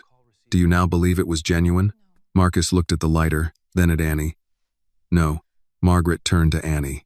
Miss Brooks, did your mother ever tell you about Marcus Whitmore? No, Annie said. She drew the phoenix. She kept the notebook. She worked until her body gave out. That was the story I grew up with. Victoria closed her eyes. Richard seized the opening, and that is tragic. But tragedy is not proof. We are allowing grief to stand in for authentication. Annie stood before anyone could stop her. No, she said. You keep calling this grief because grief is easy for you to dismiss. My mother's handwriting is not grief. The mail logs are not grief. The hospital footage is not grief. The forged access record is not grief. Doctor, Marcia's analysis is not grief. You just want everything that hurts you to sound emotional, because then you can treat it like it doesn't belong in a boardroom. Silence followed. This time Annie did not sit down. Richard looked at her with something bare and cold. You have been coached. I have been raised, Annie said. There's a difference. Samuel lowered his head, hiding a small smile. Then the boardroom doors opened again. An older woman stepped inside with Lydia's assistant supporting her elbow. Helen Carter wore a beige cardigan and looked terrified. But she walked in on her own feet. Marcus turned, stunned. Annie did too. Helen looked at Richard first and almost stopped. Then her eyes found Annie. I'm sorry, she said, voice thin but clear. I should have come years ago. Richard's face hardened. This is absurd. Margaret Sloane lifted a hand. Let her speak. Helen moved to the end of the table. Lydia helped her sit. But Helen remained upright, both hands gripping her purse. I worked as administrative secretary in the Whitmore Fellowship office in 1999, she said. All correspondence involving Clara Brooks after the lab incident was routed through Mr. Caldwell's office. I logged the letters. I saw them placed in legal hold boxes. I saw 2 final letters prepared for delivery, one to Mr. Whitmore and one to Miss Brooks. The language did not match either of them. Richard stood. Mrs. Carter, you are making serious allegations based on memories from 23 years ago. Helen looked at him, shaking now but not stopping. No, I am making serious allegations based on the ledger I copied, because I was ashamed. She opened her purse and removed a small cassette recorder, the old kind with a cloudy plastic window. Samuel's eyebrows rose. Well, I'll be. Helen looked at Annie. Your mother came to the office after she was escorted out. Mr. Caldwell spoke to her in the records room. I was outside with a tape recorder because I had been asked to transcribe donor remarks later that day. I never meant to record him, but I did. Richard's face drained of color. Marcus took one step forward. Helen. She placed the recorder on the table. I kept it because I was a coward. Then I kept it because I was afraid. Today I brought it because I am old. And fear is a poor thing to die holding. Lydia produced a small digital transfer device from her bag, as if she had prepared for every century at once. With the board's permission, Margaret nodded. The tape clicked. Static filled the room. Then Clara Brooks's voice came through, younger than Annie had ever heard it, tired but unbroken. You can take my badge, Mr. Caldwell, but you cannot make my hands forget what they built. Annie's breath caught. Then Richard's younger voice answered, smooth even then. Miss Brooks. Brilliance without ownership is merely assistance. The foundation owns the project. The family owns the fellowship. You own whatever dignity remains if you leave quietly. Victoria covered her mouth. Clara's voice sharpened. Marcus will not believe this. Richard gave a soft laugh on the tape. Marcus will believe what reaches him. No one moved. The tape hissed on. And if I'm carrying his child? Clara asked. The room stopped breathing. Richard's reply came cold and clear. Then I suggest you consider whether that child's life will be improved by dragging it through a scandal your word cannot win. Annie sat down because the floor seemed too far away. Marcus gripped the table with both hands, his face white. On the tape, Clara spoke one last time. You are not God, Mr. Caldwell. No, Richard answered. Just the man holding the door. Lydia stopped the tape. For several seconds, the only sound was Annie trying not to break in front of them. Marcus turned to Richard. The billionaire's voice was low, stripped of polish, money, and every layer he had worn for decades. You knew, he said. Richard did not answer. You knew Clara was pregnant. Victoria began to cry silently. Richard straightened his jacket. That recording lacks context. Samuel's voice was hard. So did the life you let that child live without her father. Marcus moved as if he might cross the room. Annie stood, stepping into his path. Not to protect Richard, but to stop Marcus from handing him another story. Don't, she said. Marcus looked at her, breathing hard. He wants you angry, Annie said. Let the record be angry. That reached him. Slowly, Marcus stepped back. Margaret Sloane looked at the other board members. I believe the motion before us should change. Richard turned toward her. Margaret, no, she said. You have spoken enough. Dr. Marsh added, and while we are changing motions, I recommend immediate suspension of the Phoenix 1 demonstration, full preservation of engineering logs, and external forensic review of all legal interventions connected to the project, Lydia said. Outside counsel is prepared to notify federal authorities regarding potential securities fraud, evidence tampering, and corporate sabotage. Richard gave one last attempt at control. You are all being manipulated by a staged emotional ambush. Annie looked at him across the table. She saw no monster with horns, no villain from a bedtime story, just an old man in an expensive suit who had trusted that the world would always believe his paperwork over a black woman's truth. My mother was right, Annie said. Richard's eyes fixed on her. You were never God, she said. You were just standing in the doorway. Margaret Sloane called for a vote. It was not close. Richard Caldwell was suspended from all duties pending external investigation. His access was revoked before he left the room. Building security, not his own assistant, escorted him out. As he passed Annie, he paused as if to say something, but Samuel stepped beside her, and Marcus stood on the other side. For once, Richard Caldwell found no open door. When the boardroom closed behind him, nobody applauded. It was not that kind of victory. Clara was still gone. Annie's childhood was still altered. Marcus had still carried proof for 23 years without knowing it. Evelyn still lay in a hospital bed because poverty and fear had worn her body down. But Clara's voice had entered the room, and this time everyone had heard it. By the time Richard Caldwell was escorted out, Annie felt no triumph, only a deep exhaustion that made the boardroom lights seem too bright. People began speaking at once, using words like preservation order, outside counsel, emergency disclosure, forensic audit. Their voices overlapped until Clara's voice from the tape felt far away again. Annie closed her mother's notebook and held it against her chest. Marcus turned to her. Are you all right? No, Annie said. He nodded as if that was the only honest answer available. Do you want to leave? I want to see my grandmother. Marcus looked toward the board, where Margaret Sloane was already directing the secretary to suspend Richard's access to every system, archive, and legal file. Dr. Marsh was on the phone with her engineering team, ordering them to freeze Phoenix 1 logs and halt the demonstration. Victoria Whitmore sat very still, her eyes fixed on the table where the lighter remained. Go, Margaret said, noticing Annie's hesitation. We have enough to begin. Miss Brooks, your mother's name will not disappear from this record. Annie looked at her. It disappeared once. Margaret accepted the rebuke. Then we will put it back in ink this time. Samuel walked out with Annie on one side and Marcus on the other. No one stopped them at the elevator. No receptionist asked for clearance. No guard questioned the notebook in Annie's arms. The building seemed different now, not kinder, but less certain of itself. That was something. In the elevator, Marcus stared at the silver lighter in his hand. He had taken it from the table after Lydia photographed it again and sealed Clara's note in a protective sleeve. He held it carefully, no longer like a keepsake, but like a thing that had survived him. Annie watched him. You're going to blame yourself forever, aren't you? His eyes lifted. Some things deserve to be carried. Carrying it won't bring her back. No. It won't give me 18 years. No. The elevator doors opened to the lobby. Annie stepped out first. Then don't make guilt your memorial to her. She deserves better than that. Marcus did not answer until they reached the car. What does she deserve? Annie looked at the glass tower rising behind them. Her name on what she built. The truth in every file that called her a thief. And girls like her getting the chance she lost. Marcus looked at Samuel, then back at Annie. Then that is where we begin.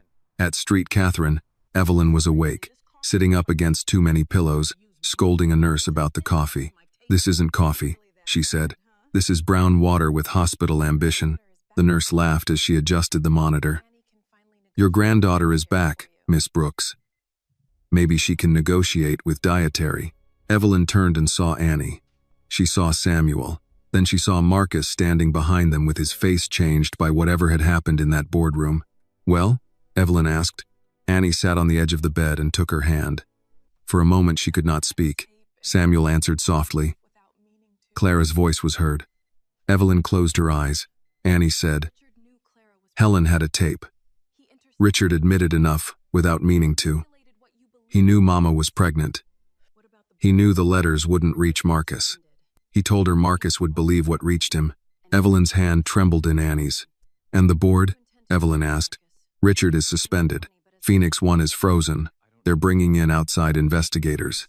Evelyn opened her eyes and looked at Marcus. And you? Marcus stepped closer, but not too close. I am going to do what I should have done 23 years ago. I am going to stay with the truth until it is finished. Evelyn studied him. Truth doesn't finish. It just stops being buried. Yes, ma'am, he said. That small answer broke something in Evelyn's face. She looked away, but Annie saw the tears. The official statement came 3 days later. It did not say everything. Lawyers never allowed everything at first. But it said enough to change the air. Whitmore Industries announced the suspension of Richard Caldwell. The preservation of all records tied to the 1999 Whitmore Fellowship incident.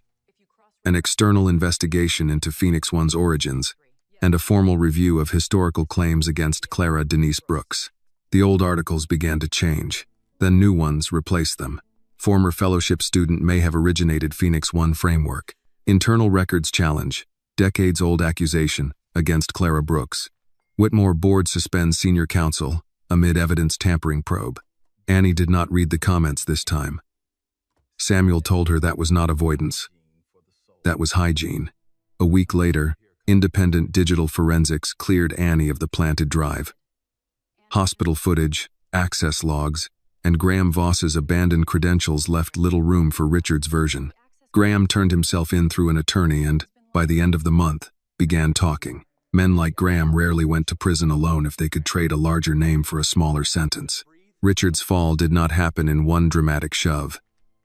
It happened in documents, subpoenas, frozen accounts, closed office doors, and people suddenly remembering things they had claimed to forget. Caldwell Strategic Advisory was tied to Meridian Capital. Meridian had been preparing a discounted acquisition offer for Phoenix 1 in the event of a failed demonstration. Dr. Marsh's audit showed the tertiary path had been altered deliberately. Clara's old warning had been right twice. The first time, no one listened. The second time, her daughter made sure they had to. Marcus arranged nothing for Annie without asking after that. When Street Catherine recommended a longer cardiac care plan for Evelyn, Annie reviewed every document with Samuel before signing. The cost went through a named charitable medical fund with no non-disclosure agreement, no release of claims, and no debt assigned to the Brooks family. Evelyn read the papers too, glasses low on her nose. This rich man paperwork looks cleaner than most, she said. Samuel nodded, because I scared the dirt off it. Marcus, sitting across the hospital room, almost smiled. Evelyn pointed at him. Don't get comfortable. No, ma'am. But she let him bring her tea the next day. Real tea, not hospital coffee. That was how forgiveness began with Evelyn Brooks. Not with speeches, but with one permitted errand. The DNA test came later, because Annie insisted it would not be used as proof of anything except biology. Marcus agreed. When the result arrived, Annie opened it alone in the hospital chapel while Marcus waited outside. Probability of paternity, 99.999%. She stared at the number for a long time. It did not change her memories. It did not put Marcus in the seats at school ceremonies he never knew existed. It did not erase Clara's double shifts, Evelyn's fear, or Annie's years of wondering why some questions made adults go quiet. When she came out, Marcus stood. Annie handed him the paper. He read it, then lowered his head. His shoulders moved once, not quite a sob, not quite a breath. "I cannot give you back the years I didn't know about," he said, "but I can spend every year I have left making sure you never stand alone again." Annie looked at him. "I don't need a billionaire to rescue me. I need a father who tells the truth." Marcus folded the paper carefully. "Then that is where I'll begin." She did not call him Dad. Not that day. Not for many days after. Marcus did not ask. He showed up instead. He sat in waiting rooms. He listened when Evelyn corrected his understanding of Clara. He brought documents before decisions, not after. He learned Annie took her coffee with too much sugar when she was tired and none when she was angry. He learned not to send cars without asking. He learned that apology was not an event. It was a habit. 6 months later, Whitmore Industries amended the official Phoenix 1 history. Clara Denise Brooks was named as the originator of the core recovery framework.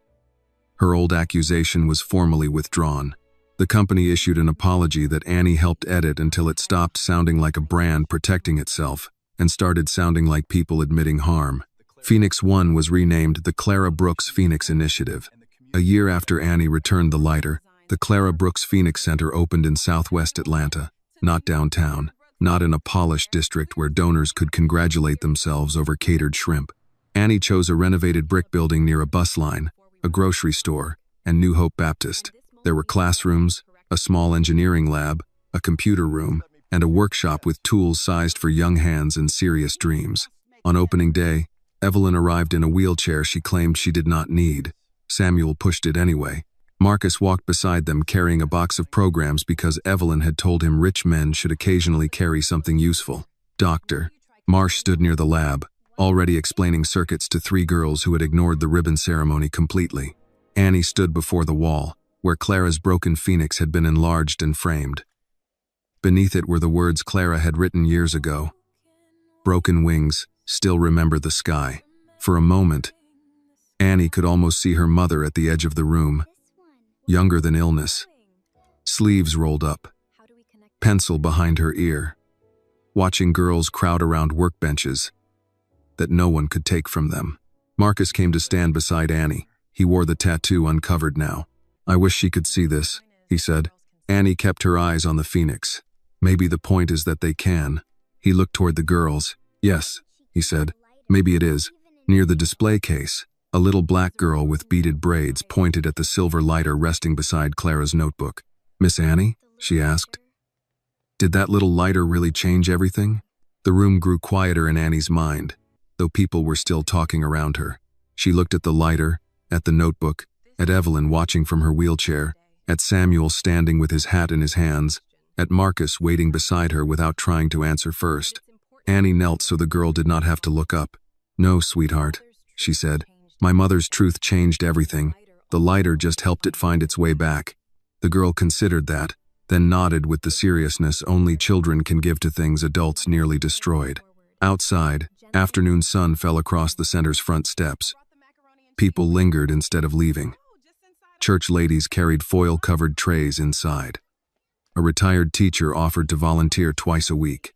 A father asked whether his daughter could join even if she had never built anything before. Dr. Marsh answered from across the room.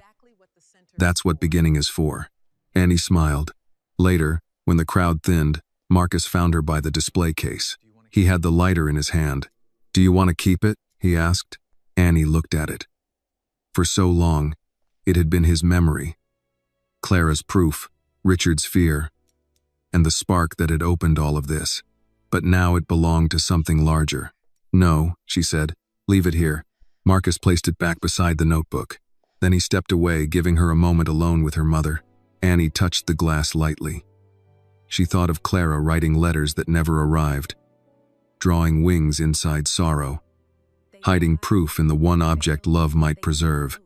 She thought of Evelyn lying to protect a child, of Marcus failing and then staying. of Samuel keeping old notes because guilt sometimes becomes duty if it lives long enough. Justice had not been fair. It had arrived late, after sickness, poverty, shame, and loss had already taken their share. But it had arrived carrying Clara's name. And for Annie, that was not the end of grief. It was the beginning of breathing without bowing her head. When she walked outside, Marcus and Evelyn were arguing gently near the curb about whether she needed help getting into the car. "I have managed 72 years without being lifted like luggage," Evelyn said. Marcus held the door open. "Yes, ma'am. Don't, yes, ma'am me unless you plan to obey. I'm learning." Annie stood on the steps and watched them. The city moving beyond the street. Buses sighing at the corner. Church bells ringing somewhere in the distance. For the first time in years, the future did not feel like a bill coming due. It felt like a door. And this time, Annie Brooks walked through it carrying her mother's name in the light. The lesson of Annie's story is that truth may be buried by power, money, and prejudice, but it does not disappear. Sometimes justice arrives late, after good people have suffered and names have been dragged through shame. Yet one brave voice can still bring the truth back into the light. Annie teaches us that dignity is not given by the rich, the powerful, or the respected. It is carried by those who refuse to let lies define the people they love. Her mother's life reminds us that talent, love, and honor can be stolen for a time, but never forever when someone is brave enough to remember, speak, and stand. This video is a work of fiction created with the assistance of artificial intelligence. All characters, events, and situations are not real and do not represent any actual people or true stories. The content is intended for storytelling and emotional illustration only.